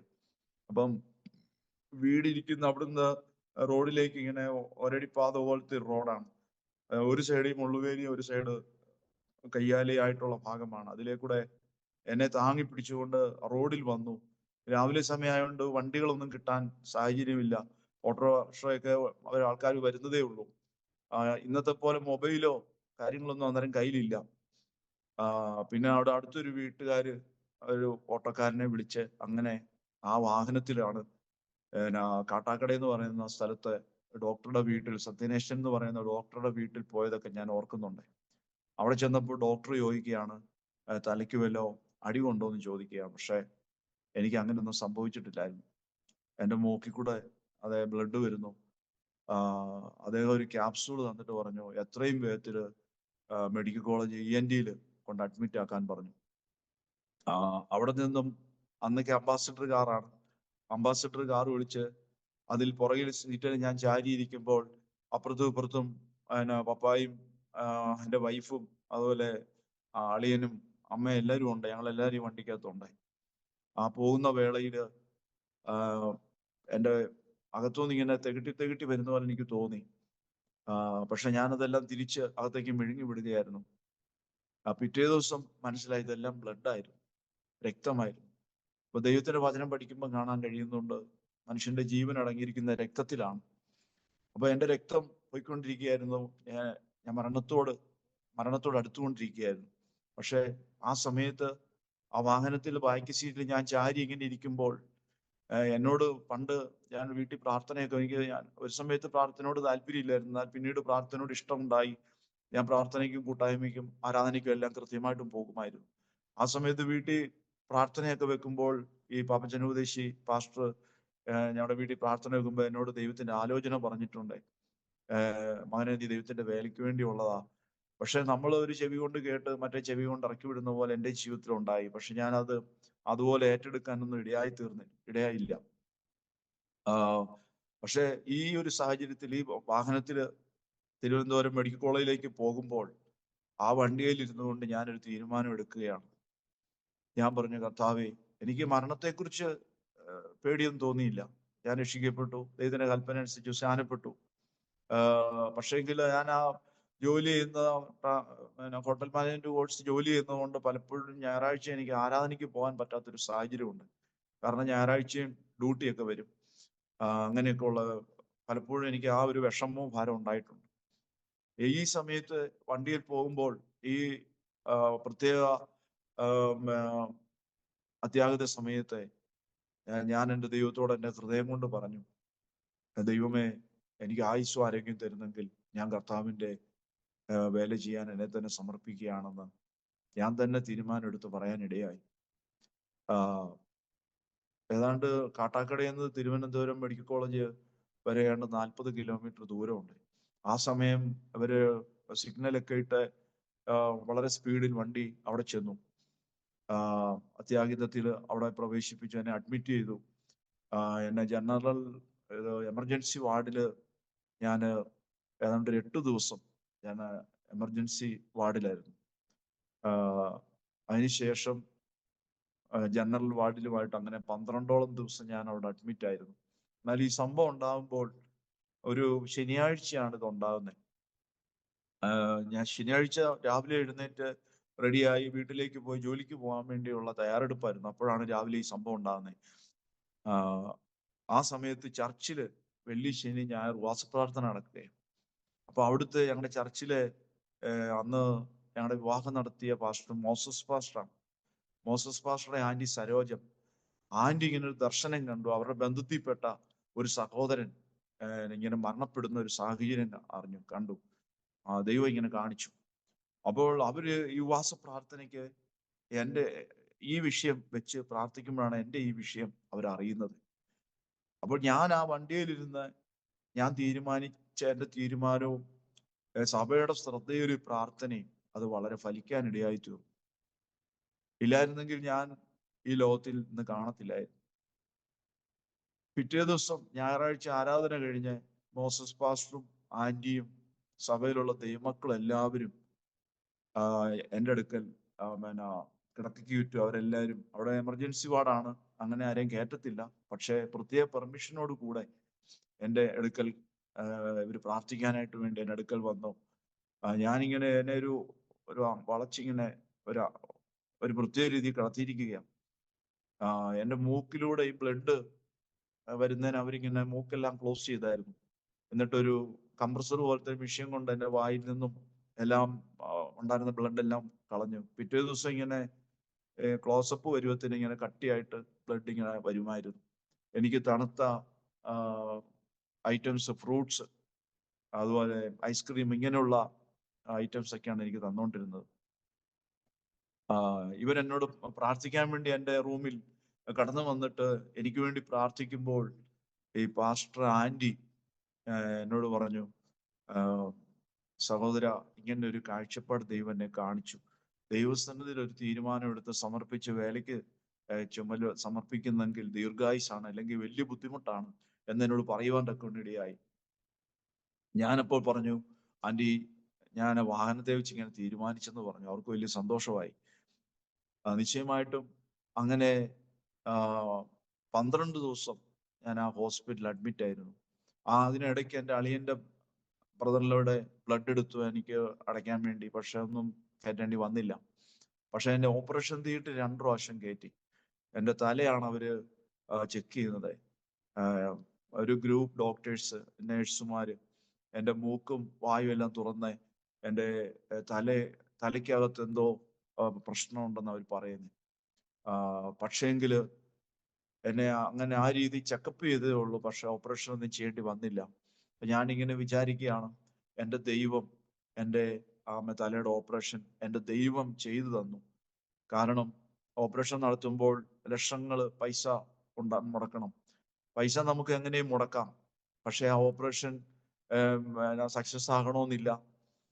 പല ഓപ്പറേഷനും കഴിയുമ്പോൾ ആൾ മരിച്ചു പോകുന്ന സാഹചര്യങ്ങളൊക്കെ നമ്മൾ കേൾക്കാറുണ്ട്. പക്ഷെ ദൈവം ആ ഓപ്പറേഷനും ചെയ്തു എന്ന് ഞാൻ പൂർണ്ണമായിട്ട് വിശ്വസിക്കുകയാണ്. കാരണം മാനസികമായിട്ട് പൈസ മുടക്കി ഓപ്പറേഷൻ ചെയ്ത് രക്ഷപ്പെട്ടാലും വലിയൊരു പാടുണ്ടാവും. പക്ഷെ ഇത് ഒരു പാടുമില്ലാതെ എൻ്റെ സർവശക്തനായ ദൈവം എനിക്ക് സൗഖ്യം തരുവാൻ ഇടയായി. അങ്ങനെ ഞാൻ ദൈവസന്നിധിയിൽ പൂർണ്ണമായി സമർപ്പിച്ചു. അങ്ങനെ എന്നെ മോസസ് പാസ്റ്റർ തന്നെയാണ് എന്നെ ബദേൽ ബൈബിൾ കോളേജിൽ, നമ്മുടെ പുനലൂരുള്ള അസംബ്ലീസ് ഓഫ് ഗോഡിന്റെ ബദേൽ ബൈബിൾ കോളേജിൽ അന്ന് ഫിലിപ്പ് സാറിനെ കാണാൻ വേണ്ടി അവിടെ കൊണ്ടുപോയി എനിക്ക് അഡ്മിഷൻ എടുത്തു തരുവാനൊക്കെ ഇടയായി തീർന്നു. നിശ്ചയമായിട്ടും 3 വർഷത്തെ പഠനം എന്ന് പറയുന്ന ഒരു മരുഭൂമി യാത്രയായിരുന്നു. ഞങ്ങള് ക്ലാസ്സിൽ 24 പേര് പഠിക്കാനുണ്ടായിരുന്നു. പക്ഷെ ഗ്രാജുവേഷന്റെ സമയത്ത് ഏതാണ്ട് 18 പേര് മാത്രമേ ഉള്ളായിരുന്നു. ബാക്കിയുള്ളവർക്ക് അത് കണ്ടിന്യൂ ചെയ്യാൻ കഴിഞ്ഞില്ല. ആ സാഹചര്യത്തിലും ഞങ്ങള് സാമ്പത്തികമായിട്ടൊക്കെ ഞങ്ങൾ ഒത്തിരി ബുദ്ധിമുട്ടിലായിരുന്നു. പക്ഷെ ഞാൻ കുടുംബസ്ഥനാണ്. 2 ആഴ്ച കൂടുമ്പോൾ അല്ലെങ്കിൽ മാസത്തിലൊരിക്കൽ അങ്ങനെയൊക്കെ എനിക്ക് പോകാൻ സാധിക്കുന്നുള്ളൂ. കാരണം എൻ്റെ ഈ വണ്ടിക്കൂലി കാണത്തില്ല. ആ സമയത്ത് ഏതെങ്കിലും നിലയിൽ ദൈവം ഒരു വണ്ടിക്കൂലി കിട്ടുമ്പോഴാണ് ഞാൻ പോകുന്നത്. വീട്ടിൽ അത്യാവശ്യമായിട്ട് ചെല്ലേണ്ടതുണ്ട്. വൈഫുണ്ട്, പപ്പായുണ്ട്, മമ്മിയുണ്ട്. എന്തെങ്കിലുമൊക്കെ, കാരണം ഞങ്ങൾക്ക് അന്ന് കിണറില്ല, വെള്ളം കോരിക്കൊണ്ട് വരണം. അതുപോലെ വിറക് വാങ്ങിക്കാന് ഇതൊക്കെ നമ്മൾ പോകണം. അപ്പൊ അങ്ങനെയൊക്കെയുള്ള കാര്യങ്ങൾ ഞാൻ ചെന്ന് പലപ്പോഴും ചെയ്തു കൊടുക്കേണ്ട സാഹചര്യങ്ങളൊക്കെ ഉണ്ട്. ആ സമയത്തും പോയിട്ട് തിരിച്ചു വരാൻ വണ്ടിക്കൂലി ചിലപ്പം കൈ കാണത്തില്ല. ആ സമയം ഞാൻ ആരോടും ചോദിക്കാറില്ല. ഒരു പ്രാവശ്യം ഞാൻ ഓർക്കുന്നുണ്ട്, വണ്ടിയെ കയറാൻ ചെല്ലുന്ന സമയം വരെ എൻ്റെ പോക്കറ്റിൽ പൈസ ഇല്ല. പക്ഷെ ആ സമയത്ത് ഒരാൾ എൻ്റെ പോക്കറ്റിൽ കൊണ്ടുവന്നു വണ്ടിക്കൂലി പൈസ പോക്കറ്റിലിടുവാൻ ഇടയായി. അങ്ങനെയൊക്കെ ദൈവം ഒത്തിരി അത്ഭുതങ്ങളെ ദൈവം ചെയ്തു. അങ്ങനെ എൻ്റെ ഗ്രാജുവേഷൻ കഴിഞ്ഞു. അതിനുശേഷം ഞങ്ങൾ ആലപ്പുഴ ജില്ലയിൽ അരൂർ എന്ന് പറയുന്ന സ്ഥലത്താണ് ഞങ്ങളുടെ HMC home missionary council HMC പ്രവർത്തനം ആദ്യമായിട്ട് ഞങ്ങൾ പ്രവർത്തനം തുടങ്ങുന്നത് 2001 2001 അരൂർ എന്ന് പറയുന്ന സ്ഥലത്ത് പ്രവർത്തനം ഞങ്ങൾ അന്ന് 2 കുഞ്ഞു മക്കളുണ്ട് ഞങ്ങൾക്ക്. ഞങ്ങള് ഒരു ജീപ്പില് ശരിക്കും പറഞ്ഞാൽ ഞങ്ങൾക്ക് ഒരു കട്ടിലോ സാധനങ്ങളൊന്നും ഇല്ല. ഞങ്ങൾക്ക് അത്യാവശ്യം കുറച്ച് സാധനങ്ങൾ മാത്രമേ ഉള്ളൂ. അതുമായിട്ട് ഞങ്ങൾ ഇറങ്ങി പുറപ്പെട്ടതാണ്. ഇപ്പോൾ 2026 25 വർഷം 1/4 നൂറ്റാണ്ട് ഞങ്ങൾ ഈ പ്രവർത്തനത്തിൽ ഞങ്ങൾ പിന്നിട്ടു. ഞാൻ പലപ്പോഴും തിരിഞ്ഞ് ദൈവം നടത്തിക്കൊണ്ടു വന്ന വഴികൾ വിധങ്ങൾ ഓർക്കുമ്പോൾ എൻ്റെ കണ്ണുകൾ നിറയാറുണ്ട്. ഞാൻ ദൈവത്തിന് കരഞ്ഞ് സ്തോത്രം ദൈവത്തിന് നന്ദി പറയാറുണ്ട്. അരൂരായിരുന്നു. അവിടെ ഞങ്ങൾക്ക് കാത്തലിക് കോട്ടയാണ്. പല പ്രിയപ്പെട്ടവരും പ്രാർത്ഥനയ്ക്ക് മുന്നോട്ട് കടന്നു വരാനൊക്കെ ദൈവം സഹായിച്ചു. 2 വർഷത്തെ പ്രവർത്തനം. അതിനുശേഷം ഞങ്ങൾ അവിടെ നിന്നും ആ ജീവിതങ്ങളെ നമ്മുടെ അടുത്ത ചർച്ചുമായിട്ട് ബന്ധപ്പെടുത്തിയിട്ട് ഞങ്ങൾ അവിടുന്ന് ഇവിടെ കീഴില്ലം എന്ന് പറഞ്ഞ സ്ഥലത്ത് പ്രവർത്തനത്തിന് വേണ്ടി കടന്നു വന്നു. അവിടെ 3 വർഷം വളരെ അനുഗ്രഹിക്കപ്പെട്ട നിലയിൽ പ്രവർത്തിപ്പാനായി ദൈവം സഹായിച്ചു. കൺവെൻഷനും അതുപോലെ പഞ്ചായത്ത് സുവിശേഷീകരണം അതെല്ലാം വളരെ നന്നായി ചെയ്ത് പല പ്രിയപ്പെട്ടവരും രക്ഷിക്കപ്പെടാനും സ്നാനപ്പെടാനും ഒക്കെ ദൈവം സഹായിച്ചു. ഞങ്ങൾ 2ാമത്തെ വർഷം അവിടെ നിന്ന് ഞങ്ങൾ ഹൈറേഞ്ചിൽ ശുശ്രൂഷയ്ക്ക് പോകണമെന്നുള്ളൊരു ആഗ്രഹം ഉണ്ടായി. എന്നാൽ അവർ സഭക്കാർ പറഞ്ഞു 1 വർഷം കഴിയട്ടെ എന്ന് പറഞ്ഞ് അങ്ങനെ 3 വർഷം കഴിഞ്ഞ് ആണ് ഞങ്ങൾ രാജാക്കാട് എന്ന് പറയുന്ന സ്ഥലത്തേക്ക് വരുന്നത്. ഞങ്ങളുടെ 3ാമത്തെ മിഷൻ ഫീൽഡാണ്. അവിടെ വന്നപ്പോൾ വാടക കെട്ടിടമാണ്. ഇവിടെ എല്ലാം വാടക കെട്ടിടത്തിൽ. രാജാക്കാട് വന്നതിന് ശേഷം ഞങ്ങൾ പ്രാർത്ഥിച്ച് ഭയങ്കര തണുപ്പും മഴയും ഭയങ്കര ബുദ്ധിമുട്ടാണ്. 1 വർഷം തന്നെ കഷ്ടിച്ച് നിൽക്കാൻ പറ്റും, 1 വർഷം കഴിയുമ്പോഴത്തേന് അവിടുന്ന് പോകാം എന്നൊക്കെയുള്ള ചിന്തയുണ്ടായി. പക്ഷെ ദൈവസന്നിധിയിൽ ഇരുന്ന് പ്രാർത്ഥിച്ചപ്പോൾ ദൈവം ഞങ്ങൾക്ക് ഒരു ആലോചന തന്നു, അവിടെ നിൽക്കാൻ പറഞ്ഞു. അങ്ങനെ ഞങ്ങൾ ചില വർഷം അവിടെ നിന്ന് പ്രവർത്തിച്ചു. വാടകയ്ക്ക് താമസിച്ചുകൊണ്ടിരുന്ന സ്ഥലത്തെ ഏതാണ്ടൊരു 20ഓളം സ്ഥലം പോയി കണ്ടു. പക്ഷേ ദൈവമക്കളൊക്കെ പാർക്കുന്ന സ്ഥലങ്ങളുണ്ട്. മമ്മട്ടിക്കാനം, പഴയ വിടുതി, കുത്തുങ്കൽ എന്നൊക്കെ പറഞ്ഞുള്ള സ്ഥലങ്ങളൊക്കെ ഉണ്ട്. അവിടെയൊക്കെ പോയി സ്ഥലം നോക്കുമ്പം അവർ പറയും ഭാഷ അവിടെ വേണ്ട അവിടെ വേണ്ട എന്ന് പറയും. എന്നാൽ ഇവർക്ക് മുടക്കാൻ പൈസയില്ല. പക്ഷെ അവരെല്ലാവരും അവര് കഷ്ടപ്പെടുന്ന ഏലത്തോട്ടത്തിൽ ജോലി ചെയ്യുന്നവരൊക്കെയാ. അവിടെ കാർഷിക മേഖലയിൽ ജോലി ചെയ്യുന്നവരാ. അവരുടെ കൈ മുടക്കാൻ പൈസ ഇല്ലെങ്കിലും ഒരു വലിയ ദർശനം, ദൈവത്തിന്റെ ആലയം ഒരു നല്ല കണ്ണായ സ്ഥലത്ത് ഉണ്ടായിരിക്കണം എന്നുള്ള ഒറ്റ ആഗ്രഹമാണ്. അപ്പൊ ഞങ്ങളിങ്ങനെ പ്രാർത്ഥിച്ചപ്പോൾ ദൈവം ഒരു കാഴ്ചപ്പാട് തന്നു. നല്ലൊരു കണ്ണായ ഒരു സ്ഥലം ദൈവം ഇങ്ങനെ തരുന്നതായിട്ട് ഇങ്ങനെ കാണിച്ചു. അങ്ങനെ റോഡ് സൈഡിൽ രാജാക്കാട് എന്ന് പറയുന്ന ടൗണിൽ നിന്ന് ചെരുപുറം 1 കിലോമീറ്റർ കഷ്ടിച്ചേ ഉള്ളൂ. VIP അവിടെ എല്ലാം വലിയ വീടുകളാണ്. അവിടെ ഒരു 9 സെന്റ് പഴയ പട്ടയ ഭൂമി വാങ്ങിക്കുവാൻ കർത്താവിന്റെ നാമത്തിൽ ദൈവം അവിടുന്ന് സഹായിച്ചു. അവിടെ ഞങ്ങൾക്ക് ശേഷം ഇത് 3ാമത്തെ പാസ്റ്ററാണ് ഇപ്പോൾ ഇരിക്കുന്നത്, ഷൈൻ മാത്യു എന്ന് പറയുന്നത്. ഇപ്പൊ ഞങ്ങൾ ആ സെക്ഷനിലാണ്. നെടുങ്കണ്ടം സെക്ഷൻ എന്ന് പറയുന്നത് രാജാക്കാട് ആ ചർച്ചും അതിൻ്റെ അകത്താണ്. അപ്പോൾ ഷൈൻ മാത്യു എന്ന് പറയുന്ന പാസ്റ്റർ അന്ന് ഞങ്ങൾ വാങ്ങിച്ച സ്ഥലത്തിൻ്റെ അകത്ത് ഒരു പഴയ കെട്ടിടം മാത്രമാണ്. അതിൻ്റെ അകത്ത് ഇപ്പോൾ അദ്ദേഹം അത് പൊളിച്ചു മാറ്റി ഇപ്പൊ നല്ല മനോഹരമായ ബിൽഡിങ്ങും സംവിധാനങ്ങളൊക്കെ ആയി. അപ്പം അന്ന് ആ കൊച്ചു കൂടാരത്തിൽ തുടങ്ങിയ പ്രാർത്ഥനയാണ് ഇന്ന് ഈ വിശാലതയിലേക്ക് വന്നെത്തുവാനായിട്ട് ദൈവം ഇടയാക്കിയത്. ഒത്തിരി പ്രതികൂലങ്ങൾ, ഒത്തിരി പ്രതിസന്ധികൾ ഒക്കെ ഉണ്ടായി. ഒരു ദിവസം ഞങ്ങൾ വാടകയ്ക്ക് താമസിക്കുന്നിടത്ത് വെച്ച് ഞാൻ ഓർക്കുന്നുണ്ട്, എൻ്റെ പിതാവിൻ്റെ യഥാർത്ഥ മാനസാന്തരത്തിനുണ്ടായ ഒരു അനുഭവം. രാത്രി ഒരു 10 മണി 10:30 ആയി. ഒരു കുഞ്ഞു പിള്ളേരാണ്, ഹെഫ്സിവായും അക്സയും 2 മക്കളും. ചെറിയ ക്ലാസ്സില് ഒരാള് 4ലും ഒരാൾ 2ലും ഒക്കെ പഠിക്കുന്ന സമയമാണ്. രാത്രിയില് ഞങ്ങൾ പ്രാർത്ഥിച്ചിട്ട് ആഹാരം കഴിച്ചിട്ട് കിടന്നുറങ്ങാൻ സമയമായപ്പോഴാണ് ഞങ്ങൾക്ക് ഫോൺ കോൾ വരുന്നത്. പിതാവിന് വളരെ ബുദ്ധിമുട്ടാണെന്ന് പറഞ്ഞ് അമ്മ വിളിച്ചത്. അപ്പം ചാച്ചന്റെ കഴുത്തിന്റെ തൊണ്ടയുടെ വിഷയത്തിൽ മദ്യപാനത്തിൽ നിന്ന് വിടുതൽ കൊടുത്തു. എന്നാൽ പുകവലി ഉണ്ടായിരുന്നു. അപ്പോൾ ഞങ്ങള് ചാച്ച പുകവലിക്കരുത് എന്നൊക്കെ പറഞ്ഞ് ഞങ്ങൾ ഇങ്ങനെ ഗുണദോഷിക്കാറൊക്കെ ഉണ്ട്. പക്ഷെ ചാച്ചൻ രഹസ്യമായിട്ട് ബാത്റൂമിലൊക്കെ പോയി നിന്ന് പുകവലിക്കും, അല്ലെങ്കിൽ മാറി എവിടെയൊക്കെ പോയി നിന്ന് പുകവലിക്കും. പക്ഷെ നമ്മൾ ബാത്റൂമിൽ ചെന്ന് കയറുമ്പോൾ നമുക്ക് ആ ബുദ്ധിമുട്ട് മനസ്സിലാവും. ഞങ്ങൾ പ്രാർത്ഥിച്ചുകൊണ്ടേയിരുന്നു. ദൈവത്തോട് ചാച്ചനോട് പറയാറുമുണ്ട്, പ്രാർത്ഥിക്കാറുമുണ്ട്. നമ്മൾ സുവിശേഷം പറയുമ്പോൾ മറ്റുള്ളവരോട് ദൈവത്തിന്റെ നാമത്തെ കുറിച്ചൊക്കെ പറയുകയും സുവിശേഷം പറയുകയും ചെയ്യുമ്പോൾ നമ്മുടെ പിതാവ് ദൈവസന്നിധിയിൽ ആ ഒരു നിലയിൽ വന്നിട്ടില്ല, ദൈവകൽപ്പന അനുസരിച്ചിട്ട് ഞങ്ങൾക്ക് എന്നും അതൊരു. അപ്പൊ അങ്ങനെ ഒരു ദിവസം രാത്രിയിൽ ഈ സമയത്ത് 10:30 ആയപ്പോഴത്തേക്കാണ് അമ്മ വിളിച്ചിട്ട് പറഞ്ഞു, ചാച്ചൻ ഭയങ്കര ബുദ്ധിമുട്ടിലാണ് മോനെ എന്ന് പറഞ്ഞ് വിളിച്ചു. ഞങ്ങള് രാജാക്കാട്, കോട്ടയം എന്ന് പറയുമ്പോൾ 150 കിലോമീറ്ററിന് ദൂരമുണ്ട്. എന്ത് ചെയ്യും? ഞങ്ങൾ പറഞ്ഞു പ്രാർത്ഥിക്കാം, ചർച്ചയിൽ പറ, പാസ്റ്ററോടും ഒക്കെ പറ എന്ന് പറഞ്ഞ് ഞങ്ങൾ അന്ന് രാത്രി ഞാനും ദേവദാസി, എൻ്റെ വൈഫിന്റെ പേര് അജി എന്നാണ്, ഞങ്ങൾ രണ്ടുപേരും കരം കോർത്ത് ശക്തമായി പ്രാർത്ഥിച്ചു. ഞങ്ങൾ ദൈവത്തോട് പറഞ്ഞത് ഇതാണ്, ചാച്ചനെന്ന് ദൈവകൽപ്പന അനുസരിച്ചിട്ടില്ല, സ്നാനപ്പെട്ടിട്ടില്ല. ഞങ്ങൾ പറഞ്ഞു, കർത്താവേ ഞങ്ങളുടെ ചാച്ചനെ സ്നാനപ്പെട്ട് ദൈവമകനായിട്ട് എടുക്കാവൂ എന്ന് പറഞ്ഞൊരു തീരുമാനം ഞങ്ങൾ ദൈവസന്നിധിയിലെടുത്തു. പിറ്റേ ദിവസം ഞങ്ങളുടെ കുഞ്ഞുങ്ങളെ ഞങ്ങളുടെ വിശ്വാസികളുടെ ഭവനത്തിൽ അടുത്ത് കുറച്ച് മാറിയാണ് അവിടെ ആക്കിയിട്ട് ഞങ്ങൾ ഒരു പഴയ ബൈക്കുണ്ട്, ആ ബൈക്കിന് ഭയങ്കര മഴയുള്ള സമയമാണ്. ഞങ്ങള് രാജാക്കാട് നിന്ന് കോട്ടയം മെഡിക്കൽ കോളേജിലേക്ക് പോവുകയാണ്. അവിടെ മെഡിക്കൽ കോളേജ് എത്തുന്നിടം വരെ തുള്ളിക്കൊരു കുടം എന്ന് പറയുന്നത് തോരാ മഴയായിരുന്നു. അവിടെ ചെന്ന് ഞങ്ങൾ ചാച്ചനെ കണ്ടു. അപ്പൊ ചാച്ചനെ രാത്രിയിൽ അമ്മ പാസ്റ്ററോടും വിശ്വാസികളോടും പറഞ്ഞ് അവര് പലരെയും വിളിച്ചിട്ട് ആർക്കും വരാൻ പറ്റിയില്ല. അവസാനം ഒരച്ചാന് ഒരു പെട്ടിവണ്ടിയാണ്, ഈ പിക്കപ്പ് പോലത്തെ പെട്ടിവണ്ടി, ആ വണ്ടി എടുത്തുകൊണ്ട് വന്ന് അതേ വണ്ടി ഉള്ളായിരുന്നു. ആ വണ്ടിയും കൊണ്ട് വന്ന് അതിൽ പായിട്ട് ചാച്ചനെ അതിൽ കിടത്തിയാണ് ജനറൽ ഹോസ്പിറ്റലിൽ, കോട്ടയം ജനറൽ ഹോസ്പിറ്റലിൽ കൊണ്ടുപോയി. അവിടെ ചെന്നപ്പോൾ അവര് പറഞ്ഞു മെഡിക്കൽ കോളേജിൽ കൊണ്ടുപോകാൻ പറഞ്ഞു. കോട്ടയം മെഡിക്കൽ കോളേജിൽ അവിടെ ചെന്നപ്പോഴത്തേക്കും ഡോക്ടർമാർ നോക്കിയപ്പോൾ ഹെർണിയയുടെ അസുഖമായിരുന്നു, ഹെർണിയയുടെ. അപ്പൊ ചാച്ചന് അമ്മ ഇങ്ങനെ പറഞ്ഞു, ചാച്ചന് എന്തോ ബുദ്ധിമുട്ടുണ്ട്, ചാച്ചനൊന്നും അറിയിക്കുന്നില്ല, പറയുന്നില്ല.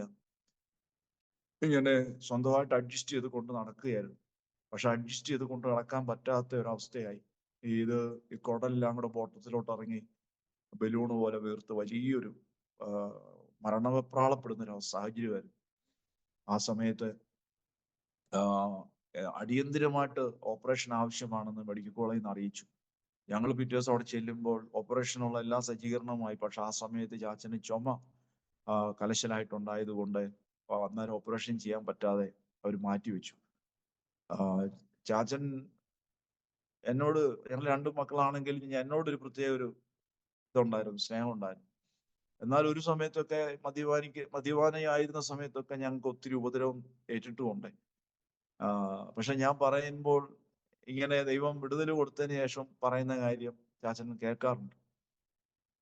അങ്ങനെ ഓപ്പറേഷന് വേണ്ടി ഓപ്പറേഷൻ തിയേറ്ററിലോട്ട് കയറ്റുന്നതിന് മുമ്പ് ഡോക്ടർ എന്നെ വിളിച്ച് മാറ്റി നിർത്തി 2 പ്രാവശ്യം എന്നോട് സംസാരിച്ചു, ഒപ്പിടിയിച്ചു.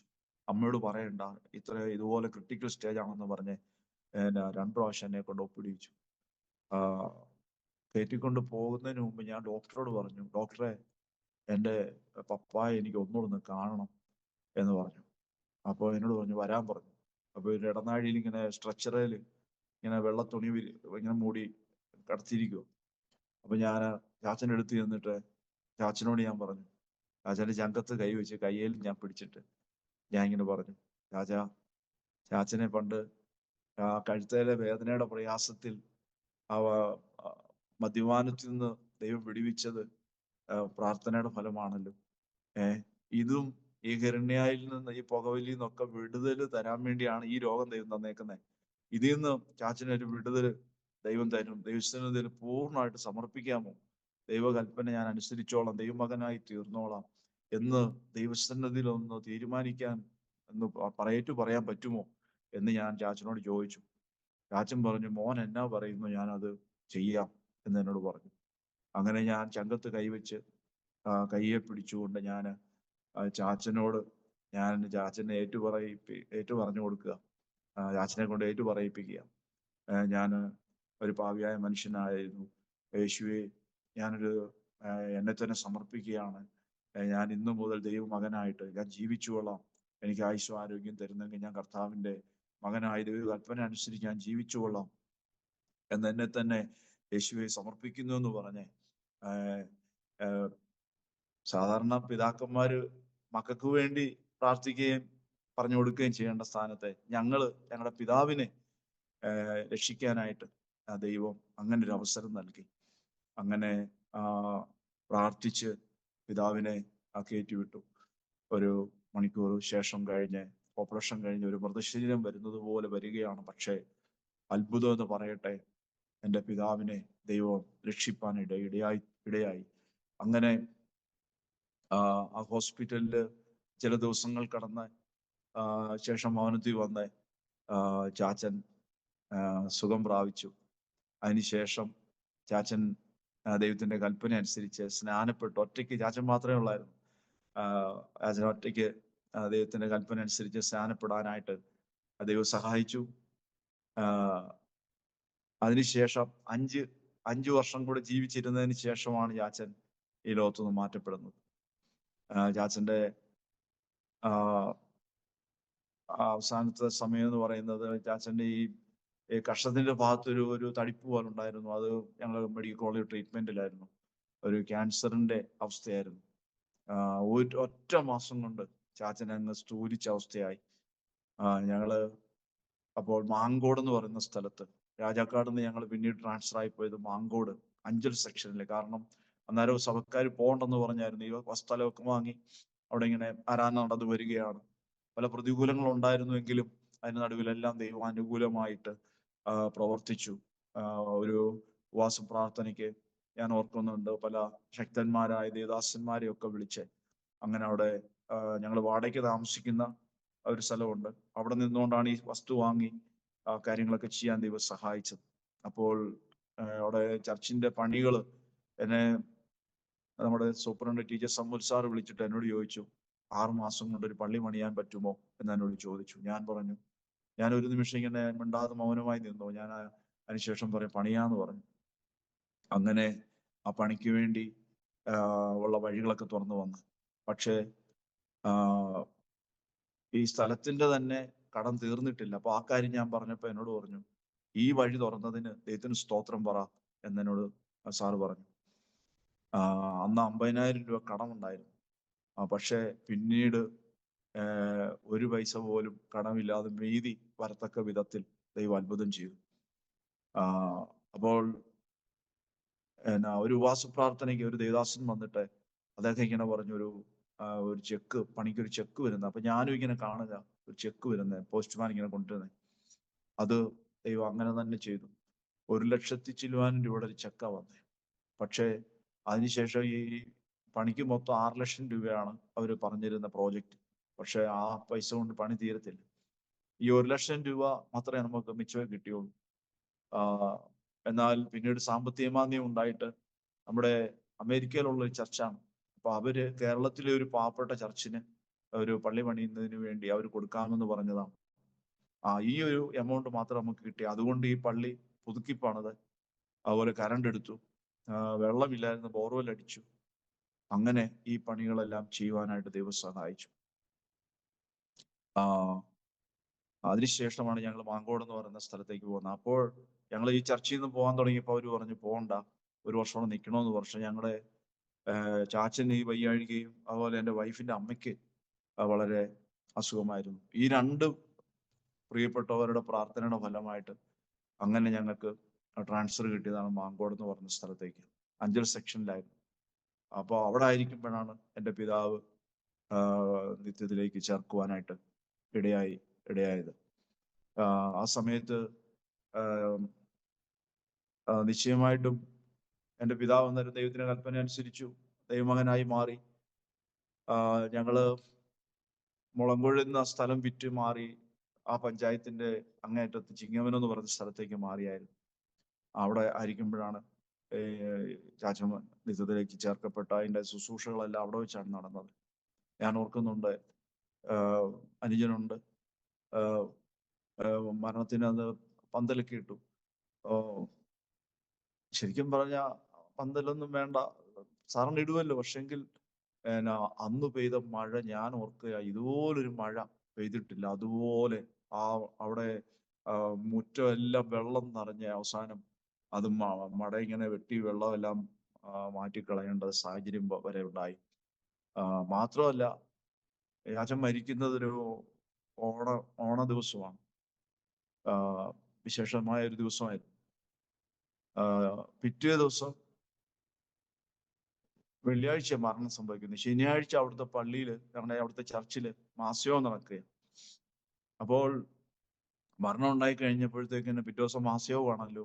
എല്ലാ ആഹാര കാര്യങ്ങളും തലേദിവസം മീൻകറി അങ്ങനെയുള്ളതെല്ലാം റെഡിയാക്കുമല്ലോ.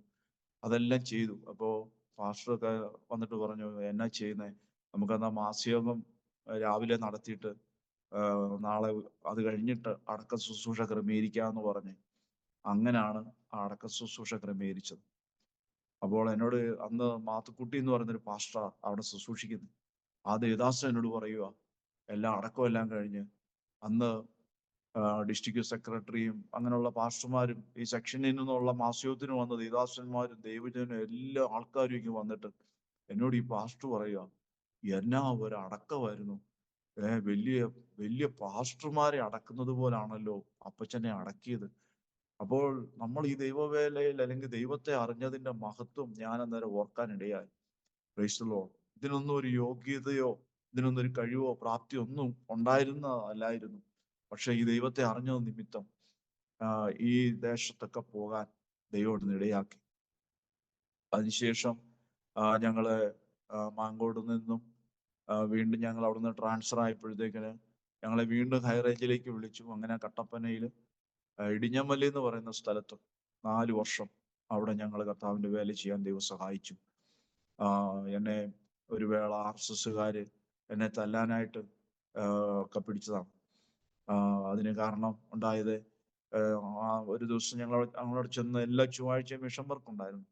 അപ്പോൾ എൻ്റെ വൈഫും അമ്മയുണ്ട്, അവർ ചർച്ചിലൊരു ആൻറ്റി ഉണ്ട്, അവര് സഹോദരിമാര് ട്രാക്റ്റൊക്കെ ആയിട്ട് കൊടുക്കാൻ വേണ്ടി പോയി. അപ്പോൾ ഓരോ വീടുകളിൽ കൂടെ ട്രാക്റ്റൊക്കെ കൊടുത്താണല്ലോ പോകുന്നത്. അപ്പം ഹിന്ദുക്കളുണ്ട്, RSSകാരുടെ വീടുണ്ട്, ഏത് വീടാന്നുള്ളത് നമുക്ക് അറിയത്തില്ല, അവിടെ ചെല്ലുമ്പോഴല്ലേ അറിയത്തുള്ളൂ. അപ്പൊ അങ്ങനെ ഇവര് ട്രാക്ടർ കൊണ്ടുകൊടുത്ത ഒരു RSSകാരുടെ വീടായിരുന്നു. അപ്പൊ അവര് വർത്താനമൊക്കെ പറഞ്ഞിരിക്കാൻ പറഞ്ഞു, അമ്മയുടെ അനുഭവമൊക്കെ പറഞ്ഞു, ട്രാക്ടറൊക്കെ കൊടുത്തു. ഞാൻ അവിടെ ഇല്ലായിരുന്നു. വൈകുന്നേരം ആയപ്പോ ഞാനവിടെ വന്നു. പേഴ്സണേജ് ചെയ്യാനവിടെ പോയിട്ട് വന്നതിന്റെ ക്ഷീണത്തിൽ ഞാൻ അവിടെ നിന്ന് കിടക്കുകയായിരുന്നു. അപ്പോ ഫ്രണ്ട് കിണറൊക്കെ ഉണ്ട്, പ്രിയപ്പെട്ടവളും പിള്ളേരും ഒക്കെ വെള്ളം കോരുകയൊക്കെ ചെയ്തുകൊണ്ടിരിക്കും. ഏതാണ്ട് ഒരു 5:30 മണി സന്ധ്യയായി വരികയാണ്. ആ സമയത്ത് പിള്ളേർ വന്നിട്ട് പറഞ്ഞു, പപ്പ കുറച്ച് അങ്കിളുമാര് വന്ന് വിളിക്കുന്നെന്ന് പറഞ്ഞു. ഉടനെ ഞാൻ എഴുന്നേറ്റു. കിടക്കുന്ന അവിടെ തന്നെ ജനലിന്റെ കർട്ടൻ ഇങ്ങനെ മാറ്റി ഞാൻ ഇങ്ങനെ നോക്കിയപ്പോൾ ഫ്രണ്ടിൽ റോഡാ. ആ റോഡിന്റെ അവിടെ നിന്ന് പള്ളിയുടെ ഉടമ്പ് ഒരു 8-10 പേര് നിരന്ന് നിൽക്കുക. അതുപോലെ തണുപ്പും ചെറിയ ഇതൊക്കെ ഉള്ളതുകൊണ്ട് കോട്ടൊക്കെ റെയിൻകോട്ടൊക്കെ ഇട്ടിട്ടുണ്ട്. അപ്പൊ എനിക്ക് എന്തോ ഒരു പങ്ക്തികേട് തോന്നി. ഞാൻ ദൈവകൃപയിൽ ആശ്രയിച്ചുകൊണ്ട് ഡോറ് തുറന്നു. അപ്പൊ 2 പേര് തിണ്ണയിലേക്ക് കയറി വന്നിട്ട് പാസ്റ്റർ ഇല്ലെന്നാ അറിഞ്ഞേ. അപ്പൊ ഇവര് കൊടുത്ത ആ സുവിശേഷ ലഘുലേഖ എല്ലാം കൂടെ കൊണ്ട് എൻ്റെയിലോട്ട് കൊണ്ട് തന്നു. ഞാനപ്പോ അത് ഇങ്ങനെ വാങ്ങിച്ചു. ഞാൻ പറഞ്ഞു കാണാം എന്ന് പറഞ്ഞപ്പോ എന്നോട് പറഞ്ഞു, കാണണം, ഇവിടെ മുമ്പ് വിഷയമൊക്കെ ഉണ്ടായതാ, നിങ്ങൾക്ക് അറിയത്തില്ല, അതുകൊണ്ട് ഞങ്ങളുടെ വീട്ടിലോട്ടൊന്നും വന്നേക്കരുത്, ഇതുകൊണ്ടൊന്നും വന്നേക്കരുത് എന്നൊക്കെ പറഞ്ഞ് ഞങ്ങളെ ഇങ്ങനെ ഭീഷണിപ്പെടുത്തിയിട്ട് പോയി. ഞാൻ പറഞ്ഞു കാണാന്ന് പറയുമ്പോൾ കാണണം എന്നും പറഞ്ഞിട്ട് അങ്ങ് പോയി. ഞങ്ങൾ പിന്നെ 1 മാസം കഴിഞ്ഞിട്ട് ഞങ്ങൾ വേറെ റൂട്ടിൽ കൂടെ മിഷൻ പ്രവർത്തനത്തിന് പോവുകയായിരുന്നു. അങ്ങനെ അപ്പൊ ഞങ്ങളുടെ ചർച്ചിലെ ഒരു സെക്രട്ടറി സാബു എന്ന് പറയുന്ന ഒരു സഹോദരൻ താമസിക്കുന്ന അങ്ങേ റോഡിന്റെ ഭാഗത്താണ്. അപ്പൊ അവരുടെ അപ്പച്ചന് തീരെ വയ്യാതെ കിടക്കുകയായിരുന്നു. അപ്പച്ചൻ ഞങ്ങൾ അവിടെ ചെന്നതിന് ശേഷം 1 മാസം കഴിഞ്ഞപ്പോൾ അപ്പച്ചൻ മരണപ്പെട്ടു. അന്ന് ഞങ്ങളുടെ ഭവനത്തിൽ ഒരു പ്രാർത്ഥന ക്രമീകരിച്ചിട്ടുണ്ടായിരുന്നു. ഞങ്ങൾ തലേദിവസം ചർച്ചിൽ പറഞ്ഞിട്ട് കോട്ടയത്ത് വീട്ടിൽ പോയി പ്രാർത്ഥനയ്ക്കുള്ള എല്ലാ കാര്യങ്ങളും ക്രമീകരിച്ചു. ആഹാരത്തിന്റെ കാര്യം എല്ലാം ക്രമീകരിച്ചു. വെളുപ്പിനെ ഞങ്ങൾ 5:30 ആയപ്പോൾ എഴുന്നേറ്റ് ഞാനും അജിയും കൂടെ പ്രഭാത പ്രാർത്ഥന നടത്തിക്കൊണ്ടിരിക്കുമ്പോൾ ഫോൺ കോൾ വന്നുകൊണ്ടേ ഇരിക്കുക. അപ്പം ഞാൻ അജിയോട് പറഞ്ഞു, ഇനി നമുക്ക് നിൽക്കണ്ട, പെട്ടെന്ന് പോയേക്കാം എന്ന് പറഞ്ഞുകൊണ്ട് ഞങ്ങൾ അമ്മയോട് പറഞ്ഞു, അമ്മയെ പാസ്റ്ററോടൊക്കെ പറ, ഇതുപോലെ ഞങ്ങൾ വന്നിട്ട് പോയി, ഇങ്ങനെ ചർച്ചിലൊരു ബുദ്ധിമുട്ടായിട്ട് അങ്ങ് പോയതാന്ന് പറയാൻ പറഞ്ഞു. ഞങ്ങള് കട്ടപ്പനയിൽ ഞങ്ങളെ ബൈക്ക് വെച്ചിട്ടാണ് കോട്ടയത്തിന് ബസ്സിനാണ് കയറി പോയത്. തിരിച്ച് ഞങ്ങൾ ദൈവമേ ഒന്നും സംഭവിക്കരുതേ എന്ന് പറഞ്ഞ് പ്രാർത്ഥിച്ച് കട്ടപ്പനെ വന്ന് ബസ് അങ്ങോട്ട് ഇറങ്ങുമ്പോൾ അടുത്ത ഫോൺ കോൾ, പാസ്റ്ററെ നമ്മുടെ അപ്പച്ചൻ മരിച്ചു എന്നും പറഞ്ഞു. ഞങ്ങൾ പറഞ്ഞു നിങ്ങൾ സമാധാനമായിട്ട് ഇരിക്കേ, ഞങ്ങൾ ഇപ്പൊ തന്നെ വരുമെന്നും പറഞ്ഞ് ഉടനെ അവിടുന്ന് ബൈക്ക് എടുത്ത് അവിടുന്ന് ഒരു അരമണിക്കൂറേ ഉള്ളൂ ഇടിഞ്ഞമല വന്ന് ചർച്ചിലോട്ട് ഞങ്ങൾ ബാഗെല്ലാം എടുത്തിട്ടിട്ട് ഓടി ഞങ്ങൾ അവരുടെ വീട്ടിൽ ചെന്ന് പ്രാർത്ഥിച്ച് 90 സങ്കീർത്തനമൊക്കെ വായിച്ച് പ്രാർത്ഥിച്ച് ഞങ്ങളെ ഒന്ന് പ്രാർത്ഥിച്ചാ തുടങ്ങുന്നത്, വേറെ ആരും ഇല്ല. അപ്പം അന്ന് വൈകിട്ട് നേരെ മേളിൽ നമ്മള് മരണമൊക്കെ നടക്കുമ്പോൾ അടുത്ത വീട്ടിൽ ആഹാരമൊക്കെ ഉണ്ടാക്കുമല്ലോ, അങ്ങനെ ക്രമീകരിച്ചേക്കുന്ന നേരെ മേളിലെ വീട് ഒരു നായർ ഭവനം. അപ്പം ഞങ്ങള് സുവിശേഷമായിട്ട് ഞങ്ങള് അന്ന് ഞങ്ങള് വൈകുന്നേരം ഇവര് ഞങ്ങൾക്ക് ആഹാരം തന്നു. ഞങ്ങൾ പറഞ്ഞു വേണ്ട, ഭക്ഷണമൊന്നും വേണ്ടാന്ന് പറഞ്ഞു ഭാഷയൊക്കെ യാത്ര ചെയ്ത് വന്നതല്ലേ, കഴിക്കെന്നും പറഞ്ഞ് ഞങ്ങളെ നിർബന്ധിച്ചു കൊണ്ടുപോയി കഴിപ്പിച്ചതാണ്. അപ്പൊ ഈ മാതിരി പ്രശ്നം ഉണ്ടാക്കി കഴിഞ്ഞ 1 മാസം കഴിഞ്ഞ് ഞങ്ങൾ ആ ഭാഗത്തൂടെ വരുമ്പോഴത്തേക്കിന് ഞങ്ങൾ പറഞ്ഞു നമുക്ക് ഹിന്ദുക്കളുടെ വീട് ഏതാ, ഞങ്ങൾ ഇവരുടെ വീട്ടിലൊന്നും കയറരുതെന്നാ പറഞ്ഞേക്കുന്നത്. അപ്പൊ ഞങ്ങളുടെ ചർച്ചിലെ ഒരു തങ്കമ്മാമ്മച്ചി ഉണ്ട്, ആ അമ്മച്ചിയും കൂട്ടിക്കണം. അമ്മച്ചി അവിടുത്തെ ദേശവാസിയാണ്, അമ്മച്ചിക്ക് അറിയാം. അപ്പൊ ഏത് വീട്ടിൽ കയറണ്ടെന്നൊക്കെ അറിയാലോ. ആ അമ്മച്ചിയും കൂട്ടിക്കൊണ്ടാ വരുന്നത്. അപ്പോഴാണ് ഈ സാബു എന്ന് പറയുന്ന സെക്രട്ടറിയുടെ വീടിന്റെ തൊട്ടടുത്തൊരു ഈഴവ ഭവനം. അപ്പൊ അമ്മച്ചി പറയുക, പാസ്റ്ററെ ഇവിടെ ഈ വീട്ടിലെ അപ്പച്ചന് തീരെ സുഖമില്ലാതെ കിടക്കുക, നമുക്കൊന്ന് പ്രാർത്ഥിച്ചാലോ? ഞാൻ പറയാനെന്തോ പ്രാർത്ഥിക്കാലോ. അപ്പൊ ഞങ്ങൾ കയറി ചെല്ലുമ്പോൾ വാതിൽ തുറന്ന് കിടക്കും, ആരുമില്ല, അപ്പച്ചൻ ഇങ്ങനെ കട്ടിലേ കിടക്കുക. അപ്പൊ ഞാൻ അപ്പച്ചോന്ന് വിളിച്ചപ്പോഴത്തേന് ഈ അമ്മാമ്മ പറഞ്ഞു, പാസ്റ്ററെ മുറുക്ക വിളിക്കണം, അപ്പച്ചന് ചെവി കേൾക്കത്തില്ലെന്നോ. ഞാൻ നേരം മുറുക്ക വിളിച്ചു, അപ്പച്ചോ എങ്ങനെയുണ്ട്, എത്ര നാളായി ബുദ്ധിമുട്ടായിട്ട് കിടക്കുന്നപ്പോ എന്നെ ഇങ്ങനെ കൈകൊണ്ട് കാണിച്ചു, 5 വർഷമായിട്ട് ഇങ്ങനെ കിടക്കുക എന്ന് പറഞ്ഞു. ഞങ്ങൾ അവിടെ ഇരുന്ന് പോലും നിന്നോണ്ട് ഒരു വാക്ക് പ്രാർത്ഥിച്ചിട്ട് ഞങ്ങൾ ഇറങ്ങി ചെല്ലുമ്പോ ഈ സരസമ്മാൻറ്റിയെ കണ്ടു. അപ്പൊ ആന്റി ഇതാരാന്ന് ചോദിച്ചു, പറഞ്ഞു പാസ്റ്ററൊക്കെയാ, ഞങ്ങളുടെ പാസ്റ്ററൊക്കെയാ, അന്ന് വീട്ടിൽ വന്ന് ആഹാരമൊക്കെ കഴിച്ചതല്ലേ. അപ്പൊ എന്നോട് ആന്റി പറഞ്ഞു, അമ്മാമ്മ പറഞ്ഞു, പക്ഷേ അന്ന് ഫുഡ് കഴിച്ച വീട്, നമുക്ക് ഇവിടെ ഒന്ന് കയറാം എന്നും പറഞ്ഞ് ഞങ്ങൾ അവിടെ കയറി ചെന്നപ്പം അവരുടെ മോൻ സുനിലിന്റെ വൈഫ് കൊണ്ട് കൊച്ചിനെ കുളിപ്പിക്കുന്നു. പിന്നെ ഉടനെ പാസ്റ്ററെ കയറി ഇരിക്കുന്നു പറഞ്ഞു. ഞങ്ങൾ അന്ന് ആ ഫുഡ് കഴിച്ച ആ മേശയും കസേരയും എല്ലാം ഉണ്ട് അവിടെ. ഞങ്ങളുടെ ബൈബിളോ ട്രാക്റ്റുകളുണ്ട്, ബൈബിളൊന്നും ഇല്ല, ഇച്ചിരി ലഘുലേഖം മാത്രമേ ഉള്ളൂ. ഞങ്ങൾ അവർക്ക് കൊടുക്കുകയൊന്നും ചെയ്തില്ല, ഇവന്മാരിങ്ങനെ ഭീഷണിപ്പെടുത്തേക്കുന്നതുകൊണ്ട്. ആ സമയത്ത് ഞങ്ങളിങ്ങനെ കേറുന്നത് ഈ റോഡിൽ കൂടെ ഓട്ടോറിക്ഷയിൽ എങ്ങാണ്ട് പോയപ്പം ഇവന്മാരുടെ ആരോ കണ്ടു. അവരുടനെ വിളിച്ച് പറഞ്ഞു കൊടുത്ത് ഞങ്ങളെ ഒറ്റിക്കൊടുക്കാനിടയായി. അപ്പോൾ ഒരാളൊരു കാവി മുണ്ടും കയ്യിലിങ്ങനെ ചരടൊക്കെ ഇട്ട് ഒരാൾ ഓടി വരികയാണ്. ഓടി വന്നിട്ട് സുനിലേ എന്ന് വിളിക്കുക. അപ്പോഴത്തേന് ഈ അമ്മാമ്മ അവിടുത്തെ ആന്റി വന്നിട്ട് പറഞ്ഞു, സുനില് പോലീസുകാരനാ, പോലീസ് ജോലിയാ,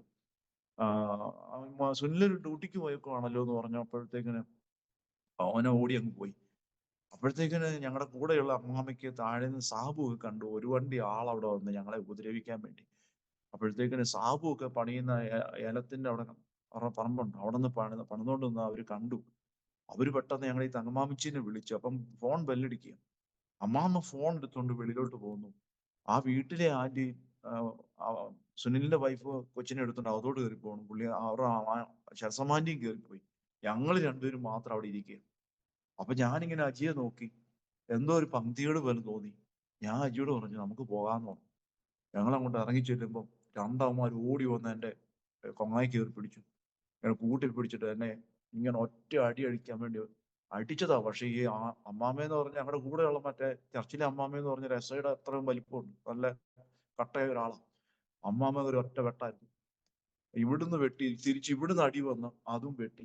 ഈ 2 തട വന്നപ്പോഴത്തേക്കിന് ഇവന്മാർക്ക് പിന്നെ ഒന്നും ചെയ്യാൻ പറ്റിയില്ല. ഉടനെ ഞാൻ ഈ നിൽക്കുന്ന ഒരു ഈട്ടപ്പുറത്താ. അപ്പൊ എനിക്ക് തോന്നി തള്ളി വലയിട്ട ഞാൻ താഴോട്ട് പോകും. അങ്ങനെ ഞാൻ ഇങ്ങോട്ട് മാറി നിന്നു.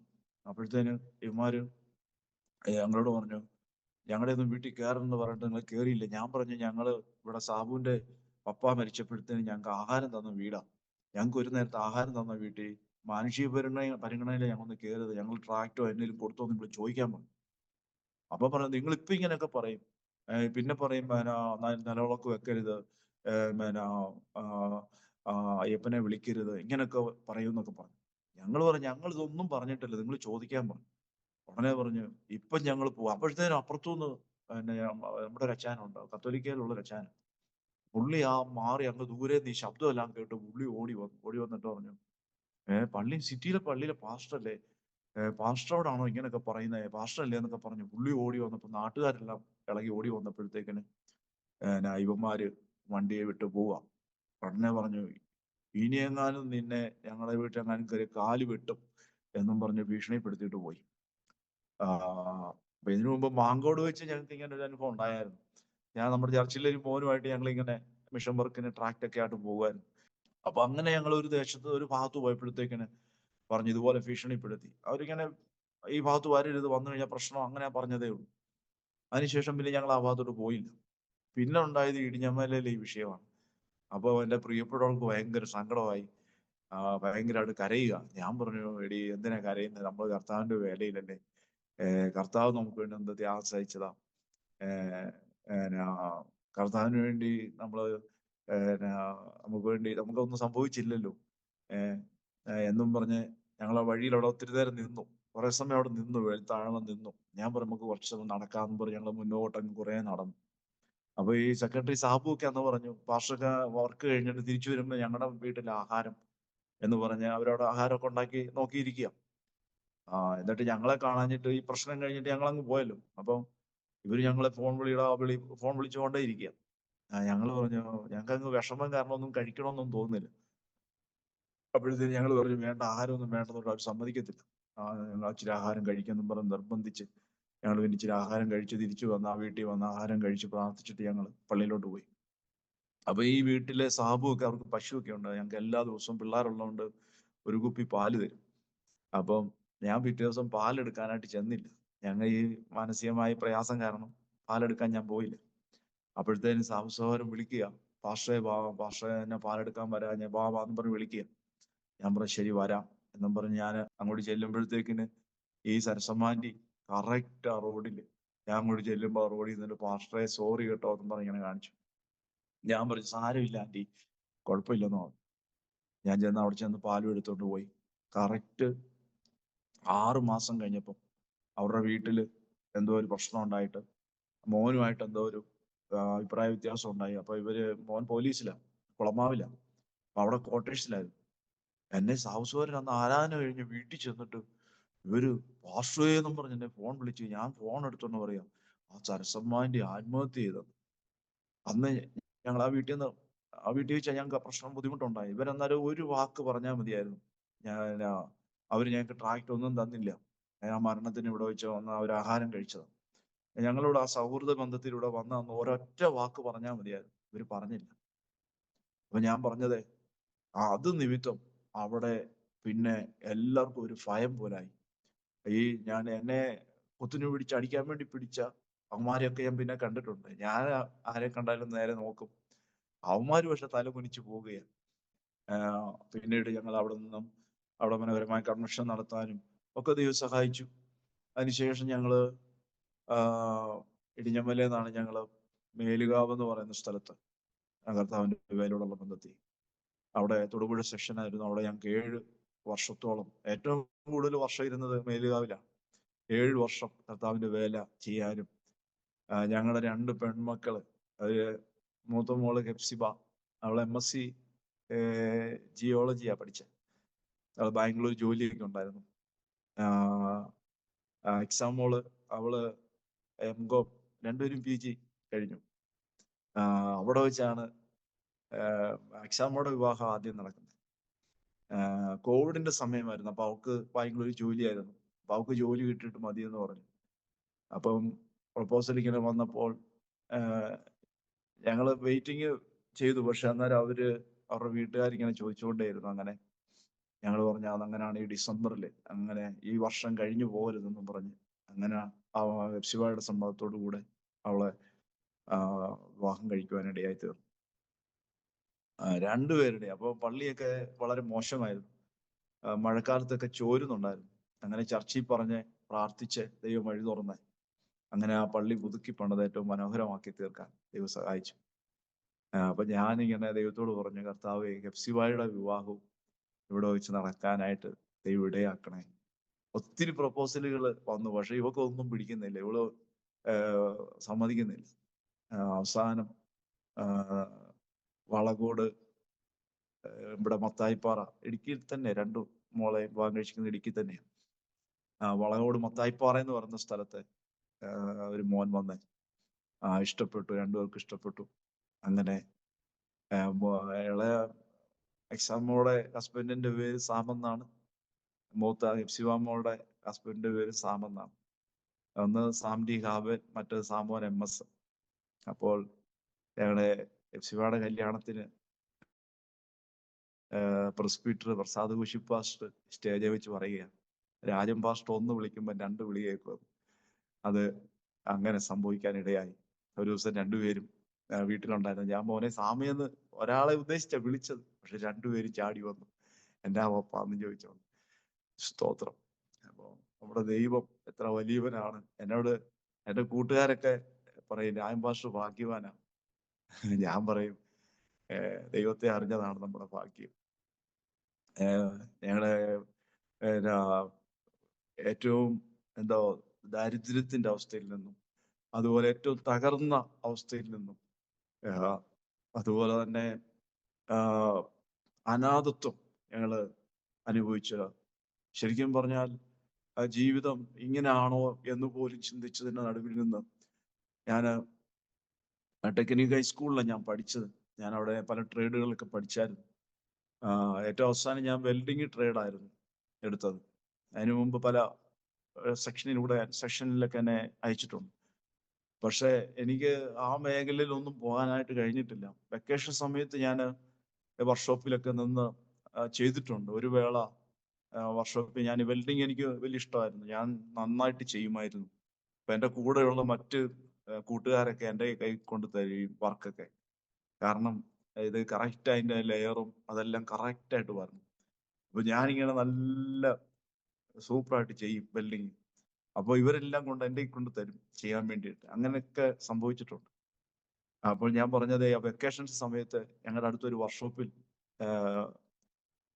ഒരു വെൽഡിങ്ങിന്റെ ഒരു ആവശ്യം, ഒരു വണ്ടിയുടെ ഒരു വെൽഡ് ചെയ്യാൻ വേണ്ടിയിട്ട് അവിടെ കൊണ്ടുവന്നു. അപ്പം ഇമാ ഹാൻഡിക്രാഫ്റ്റ് എന്ന് പറയും. ഇപ്പുറത്ത് അതിന്റെ എല്ലാ വർക്കുകൾ ചെയ്യുവാണ്. അപ്പുറത്തൊരു ഗോഡൗൺ പോലെയാണ്, അവിടാണ് വെൽഡിങ് സെക്ഷൻ. അപ്പൊ എന്നോട് ഈ ആശാൻ പറഞ്ഞു, രാജൻ പോയെന്നാൽ അത് വെൽഡ് ചെയ്ത് കൊടുക്കാൻ പറഞ്ഞു. ദൈവം വിടുവിച്ച ഒരു അനുഭവമാണ്. ഞാൻ അവിടെ ചെന്നത് ഓൺ ചെയ്തപ്പോൾ ഇതിന്റെ ഈ കേബിളെല്ലാം പല സ്ഥലത്തും ഷോർട്ടായിട്ട് കിടക്കുമായിരുന്നു. ഞാൻ അവിടെ ചെന്ന് ഇത് ആദ്യമായിട്ടാണ് ചെയ്യുന്നത്. ഒരു മൂളിച്ചായിരുന്നു. ഈ ആശാൻ പേടിച്ചു പോയി, ഞാൻ തീർന്നെന്നാ വിചാരിച്ചത്. അദ്ദേഹം അപ്പുറത്തുനിന്ന് എൻ്റെ പേര് വിളിച്ചുകൊണ്ട് ഓടി വരികയാണ്. ആ സമയത്ത് ഞാൻ ആ നിൽക്കുന്നിടത്തു നിന്ന് അടുത്ത ഒരു സ്റ്റെപ്പ് വെക്കുന്ന ഭാഗത്താണ് ഈ എർത്ത് ഷോർട്ടായിട്ട് കിടക്കുന്നത്. അവിടെയോട്ട് കാല് വെച്ചിരുന്ന് ഞാൻ കത്തിപ്പോയത്. എന്നെ അങ്ങോട്ട് മാറ്റിയില്ല ദൈവം, അവിടെ തന്നെ ഞാൻ നിന്നു. അദ്ദേഹം പറഞ്ഞു, ദൈവം രാജനെ രക്ഷിച്ചല്ലോ എന്ന് പറയാനിടയായി. അങ്ങനെ ജീവിതത്തിൽ ഒത്തിരി തകർച്ചയുടെ അനുഭവത്തിൽ നിന്ന് കർത്താവ് രക്ഷിച്ച വളരെ വലിയൊരു അനുഭവങ്ങളാണ്. എൻ്റെ പിതാവിനെ വിടുവിച്ചതും അതുപോലെ എൻ്റെ അമ്മേനെ വിടുവിച്ചതും എൻ്റെ വിവാഹശേഷം ആണ് ഞാൻ ദൈവവേലയിലേക്ക് വരുന്നത്. അതും എൻ്റെ മൂക്കിലൂടെ പറഞ്ഞല്ലോ ബ്ലഡ് ധാരാളം പോയി. ആ സമയത്ത് ദൈവത്തിൻ്റെ വലിയ വിടുതല്. അപ്പോൾ അവിടുത്തെ പാസ്റ്റർ ആൻറ്റി കണ്ട ആ ദർശനം പോലെ ദൈവത്തിൻ്റെ വന്ന് ദൈവമക്കളുടെ പ്രാർത്ഥന ഞങ്ങൾക്ക് വലിയ കോട്ടയായി. ദൈവം ഞങ്ങളെ രക്ഷിപ്പാനായിട്ട് ഇടയായി. അപ്പോൾ നിശ്ചയമായിട്ടും ഞങ്ങളിപ്പോൾ ഇവിടെ നെടുങ്കണ്ടത്താണ് ഇപ്പോൾ ശുശ്രൂഷിക്കുന്നത്. ഞങ്ങളിപ്പോൾ ഇവിടെ 7ാമത്തെ സ്ഥലത്താണ്. ഹൈറേഞ്ചിന്റെ മേഖലയാണ്. ഇവിടെ വന്ന് ദൈവം ഇപ്പൊ ഞങ്ങളിവിടെ 2ാമത്തെ വർഷം. ഇവിടെ വന്നതിന് ശേഷം പല കാര്യങ്ങൾ ചെയ്യാൻ ദൈവം സഹായിച്ചു. ചർച്ചിന് മൈക്ക് സെറ്റ് ഇല്ലായിരുന്നു, മൈക്ക് സെറ്റ് വാങ്ങിക്കാൻ ദൈവം ഇടയാക്കി. അതുപോലെ സെമിട്രി അവിടെ കാട് പിടിച്ച് കിടക്കുമായിരുന്നു. ഒരു ദിവസം ഞങ്ങൾ വിശ്വാസികൾ ഞങ്ങൾ അവിടെ പോയി കാട് തെളിച്ചു. അപ്പം സഹോദരങ്ങൾ പറഞ്ഞു, പാസ്റ്ററെ ഞങ്ങൾ 18 വർഷമായിട്ട്, അന്ന് പഴയ സഭയായിരുന്നു, 18 വർഷമായിട്ട് പല പ്രാവശ്യം അവിടെ ചെല്ലും, പക്ഷെ അവിടെ സെല്ല് പണിയാൻ പറ്റുന്നില്ല. കാരണം വേറെ ഓരോരുത്തരുടെ സെമിത്തേരിയും അടക്കിയേക്കുന്നതൊക്കെ ഉണ്ട്. അപ്പം JCB കയറ്റിക്കൊണ്ട് വരുമ്പോൾ അവരുടെ മൃതശരീരം അടക്കിയേക്കുന്നതിന്റെ മേളിൽ കൂടെ കയറ്റിക്കൊണ്ട് വരാൻ സമ്മതിക്കത്തില്ല. അപ്പൊ ഇവിടെ വന്നതിന് ശേഷം ഇവിടെ ഞാൻ പോകുന്നിടത്തൊക്കെ ദേവദാസന്മാർ ഞങ്ങൾക്ക് ഡിനോമിനേഷൻ വ്യത്യാസമില്ലാതെ ഞങ്ങള് ഒരു 10, 15, 20 ദേവദാസന്മാർ എപ്പോഴും ഇങ്ങനെ ഒരു കൂട്ടായ്മ ലഭിക്കുന്നുണ്ട്. അത് കട്ടപ്പന വെച്ചുണ്ടായിരുന്നു. കഴിഞ്ഞ പ്രാവശ്യം മേലുകാവ് പോയപ്പോൾ അവിടെ വെച്ച് എച്ചമ്മയുടെ പ്രവർത്തനം അങ്ങനെ ഉണ്ടായിരുന്നു. ഇവിടെ വന്നപ്പോഴും ഉണ്ടായി. അപ്പൊ അങ്ങനെ ഒരു നല്ലൊരു ആത്മീയ ബന്ധം. അപ്പം ഈ തോമസ് കുട്ടി പാസ്റ്ററെ ഇവരൊക്കെ അതിൻ്റെ അകത്ത് ഈ സെമിത്തേരിയുടെ അവിടെ ഒരു കമ്മിറ്റി ഉണ്ട്. അപ്പൊ അവരൊക്കെ അതിനകത്തുണ്ട്. പക്ഷെ അപ്പൊ എന്നോട് ഈ നമ്മുടെ ചർച്ചിലെ സെക്രട്ടറി മാംശാൻ എന്ന് പറയും, അദ്ദേഹം എന്നോട് പറഞ്ഞു, പാസ്റ്ററെ ഇന്ന ആടകയിൽ അതിന്റെ താക്കോലെന്ന് അറിഞ്ഞ പാസ്റ്റർ ഒന്ന് പറയണേന്ന് പറഞ്ഞു. അപ്പൊ ഞാൻ എന്നോട് പറഞ്ഞു, പാസ്റ്റർ നിങ്ങൾ എപ്പോഴാ പോകുന്നു വെച്ചാൽ പറഞ്ഞാൽ മതി, ഞാൻ അതിന്റെ കാര്യങ്ങൾ പറഞ്ഞു തരാമെന്ന് പറഞ്ഞു. അപ്പൊ ഒരു അഡ്ജസ്റ്റ്മെന്റിൽ ആ ഗേറ്റ് തുറക്കുന്നത്, അതാ എനിക്ക് പറഞ്ഞു തന്നത്. അങ്ങനെ അവിടെ കയറി ഇത് JCB ഇറക്കി ഒരു ദിവസം പോയി കാട് തെളിച്ച് 2 ആഴ്ച കഴിഞ്ഞപ്പോഴത്തേക്ക് ഞാൻ ഇവരോട് പറഞ്ഞു പണി ചെയ്യുന്നുണ്ടെന്ന് പറഞ്ഞു. JCB കയറ്റുന്ന കാര്യം മറ്റൊന്നും പറഞ്ഞില്ല. ഒരു ദിവസം എന്നോട് സെക്രട്ടറി വിളിച്ചിട്ട് പറഞ്ഞു, പാസ്റ്ററെ നാളെ രാവിലെ JCB വരുമെന്ന് പറഞ്ഞു. അപ്പൊ ഞാൻ പറഞ്ഞു ഞാനും വന്നേക്കാന്ന് പറഞ്ഞ് അവിടെ ചെന്നു. ഒരു 6 കുഴിശല് പണിയാനുള്ള ചതുരത്തിനുള്ള കുഴി എടുത്തു, പണി തീർന്നു. കുഴി എടുത്തു കഴിഞ്ഞ് ഇപ്പൊ 6 കുഴിശലും പണിതു. അപ്പോ പണി തീർന്നു കഴിഞ്ഞാണ് ഇവര് പോലും മറ്റുള്ളവര് ഒക്കെ ശ്രദ്ധിക്കുന്നത്. അപ്പൊ അത്രമാത്രം ദൈവത്തിന്റെ വളരെ ഇടപെടൽ ഉണ്ടായി. അതിനുശേഷം ആണ് ചിലർ എന്നെ വിളിച്ചിട്ട് പറയുന്നത് അതിലെ കൂടെ JCB കൊണ്ട് അങ്ങനെ പോകാൻ പാടില്ലായിരുന്നു എന്നൊക്കെ പറഞ്ഞ ഓരോരുത്തരും എന്നോട് ചില ദൈവദാസന്മാരിങ്ങനെ കംപ്ലൈന്റ് പോലെ പറഞ്ഞു. ഞാൻ പറഞ്ഞു നിങ്ങളെ സമാധാനമായിട്ടിരിക്കും, എന്തായാലും അവിടെ അത് ചെയ്യേണ്ടത് ആവശ്യമാണല്ലോ, ഇനി അത് വേറെ പ്രശ്നമൊന്നും ഉണ്ടാക്കണ്ട എന്ന് പറഞ്ഞ് അവരെയൊക്കെ സമാധാനിപ്പിക്കാനിടയായി. അങ്ങനെ ദൈവം ഞങ്ങളെ അത്ഭുതകരമായി ഞങ്ങളെ കുടുംബമായിട്ട് നടത്തിക്കൊണ്ടിരിക്കുന്നു. ഞങ്ങളെ എക്സാമുകൾക്കൊരു കുഞ്ഞുണ്ട്, അവിടെ പേര് രൂത്ത് എലിസ സാം എന്നാണ്, ഒരു കുഞ്ഞുമോളുണ്ട്. അങ്ങനെ ഞങ്ങളെ കർത്താവിന്റെ മിനിസ്ട്രിയിൽ ദൈവം ഉപയോഗിക്കുന്നു. കഴിഞ്ഞ 54 വർഷക്കാലം എൻ്റെ ജീവിതത്തിൽ പല മാരകമായ അസുഖങ്ങളും പല ഭാരങ്ങളും പ്രയാസങ്ങളും ഒക്കെ വന്നെങ്കിലും അതിൽ നിന്നും ദൈവമായ കർത്താവിനെ അറിഞ്ഞതുകൊണ്ട് ഈ നല്ല രക്ഷകനായ യേശുവിനെ എനിക്ക് സ്വീകരിക്കാനും മാത്രമല്ല ദൈവവേലയുടെ മുഖത്ത് ഒരിക്കൽ പോലും ഞാൻ വിചാരിച്ചതല്ല, എനിക്കൊട്ടും ദൈവവേലയോട് എനിക്കൊരു താല്പര്യമേ ഇല്ലായിരുന്നു. പക്ഷെ ദൈവത്തെ അറിഞ്ഞ് ആരാധിക്കാൻ പോകാൻ ആഗ്രഹമാണ്. ഞാൻ വിചാരിക്കുന്ന എല്ലാവരും ദൈവവേല ചെയ്താൽ ദൈവത്തിന്റെ വേല ചെയ്യാനായിട്ട് പൈസയൊക്കെ വേണ്ടേ, അതുകൊണ്ട് എങ്ങനെയും പൈസ ഉണ്ടാക്കണം, സാമ്പത്തികം ഉണ്ടാക്കണം എന്നുള്ള ചിന്തയൊക്കെ ആയിരുന്നു എനിക്ക്. പക്ഷെ ദൈവം എന്നെ കണ്ടതുകൊണ്ട് ഈ നല്ല കർത്താവായ രക്ഷകനായ യേശുവിനെ സ്വീകരിപ്പാനും കർത്താവിന്റെ സാക്ഷിയാകാനും കർത്താവിന്റെ വേലയുടെ മുഖത്തായിരിക്കാനും ദൈവത്തോളം സഹായിച്ചു. എൻ്റെ പിതാവ് നിത്യത്തിൽ ചേർക്കപ്പെട്ടു, മാതാവുണ്ടായി, എൻ്റെ സഹോദരനും കുടുംബവും ഉണ്ടായി. സഹോദരന്റെ പേര് രാജേഷ് എന്നാണ്. രാജേഷ്, വൈഫും 3 മക്കളും. ഇത്രത്തോളം സർവശക്തനായ ദൈവം എന്നെ എപ്പോഴും എല്ലാ ദിവസവും, ഞാൻ ബൈബിൾ കോളേജിൽ പഠിക്കാൻ ചെന്നപ്പോൾ K. സാമുൽ സാർ പറഞ്ഞ ഒരു വാക്യം എല്ലാ ദിവസവും ഞാൻ പറയാറുണ്ട്, എന്നെ ശക്തനാക്കുന്നവൻ മുഖാന്തരം ഞാൻ സകലത്തിനും മതിയാകും. അപ്പൊ ആ ഒരു വചനമാണ് എന്നെ എന്നും നിർത്തുന്നത്. എൻ്റെ ജീവിതത്തിലെ പരാജയത്തിലും പ്രയാസത്തിലും ബുദ്ധിമുട്ടിലും എല്ലാം ഞാൻ എല്ലാ ദിവസവും പറയും, എന്നെ ശക്തനാക്കുന്നവൻ മുഖാന്തരം ഞാൻ സകലത്തിനും മതിയാകും. ആ യേശു നമ്മുടെ ജീവിതത്തിന് അന്ത്യം വരെയും എന്നെ കേൾക്കുന്ന എല്ലാ മാന്യ പ്രേക്ഷകർക്കും ഈ യേശുവിൽ പൂർണ്ണമായി വിശ്വസിച്ച് ശക്തനാക്കുന്നവൻ മുഖാന്തരം സകലത്തിനും മതിയാകുന്ന കർത്താവിന്റെ കരം കൂടിയിരിക്കട്ടെ. പരിശുദ്ധ ദൈവമേ, സ്വർഗീയ നല്ല കർത്താവേ, ഈ ഹല്ലേലൂയ ആരോമ TV-യിൽ ആമേൻ സ്തോത്രം, അല്പനിമിഷം ദൈവം തന്ന ജീവിക്കുന്ന സാക്ഷ്യം അനുഭവങ്ങൾ പങ്കുവയ്ക്കുവാനായി ആമേൻ സ്തോത്രം. പ്രിയ സ്തോത്രം ദാനിയൽ പാസ്റ്ററും അതുപോലെ ജോൺസൺ പാസ്റ്ററും ഒക്കെ ഞാൻ ഓർക്കുന്നു. ഹല്ലേലൂയ നൽകിയ നല്ല അവസരത്തെ ഓർത്ത് ഞാൻ ദൈവത്തിന് നന്ദി പറയുന്നു.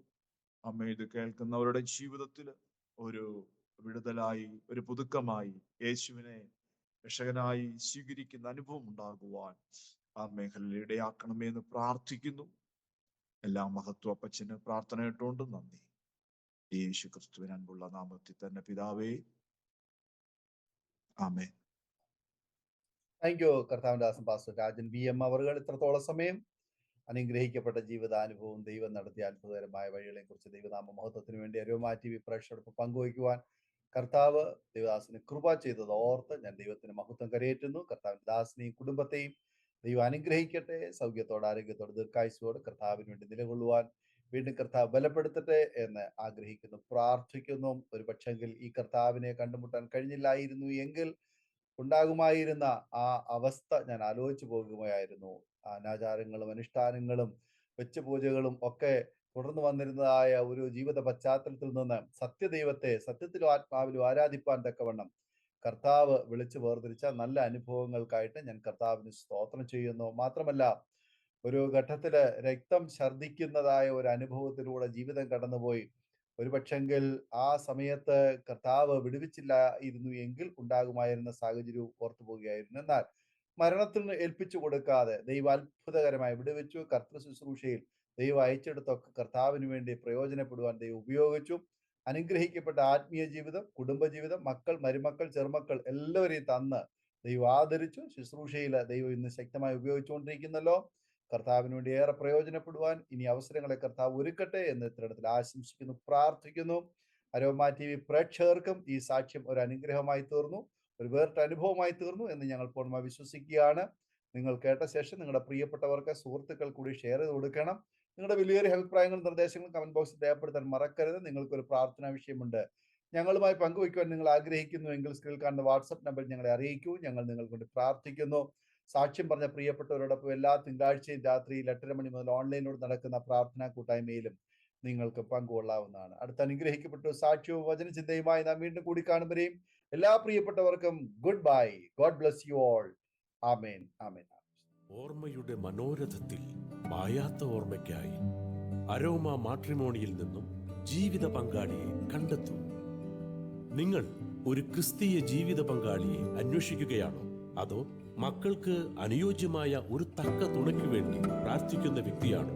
എങ്കിൽ അരോമ മാട്രിമോണി നിങ്ങൾക്ക് വേണ്ടിയാണ്. ഇന്നു തന്നെ സൗജന്യമായി രജിസ്റ്റർ ചെയ്യൂ. അരോമ മാട്രിമോണിയുടെ പ്രത്യേകതകൾ: രജിസ്ട്രേഷൻ തികച്ചും സൗജന്യം. ലോകത്തെവിടെയുമുള്ള അനുയോജ്യമായ ക്രിസ്തീയ ജീവിത പങ്കാളിയെ തിരഞ്ഞെടുക്കാം. വിവാഹം നടക്കുന്നതുവരെ സർവീസ് ലഭിക്കുന്നു. ഏറ്റവും ചെറിയ പാക്കേജുകളും തിരഞ്ഞെടുക്കാം. അരോമ മാട്രിമോണി നിങ്ങൾക്കായി ഒരുക്കുന്നു വിവാഹം പരമാനന്ദം. Email aroma matrimony2020@gmail.com.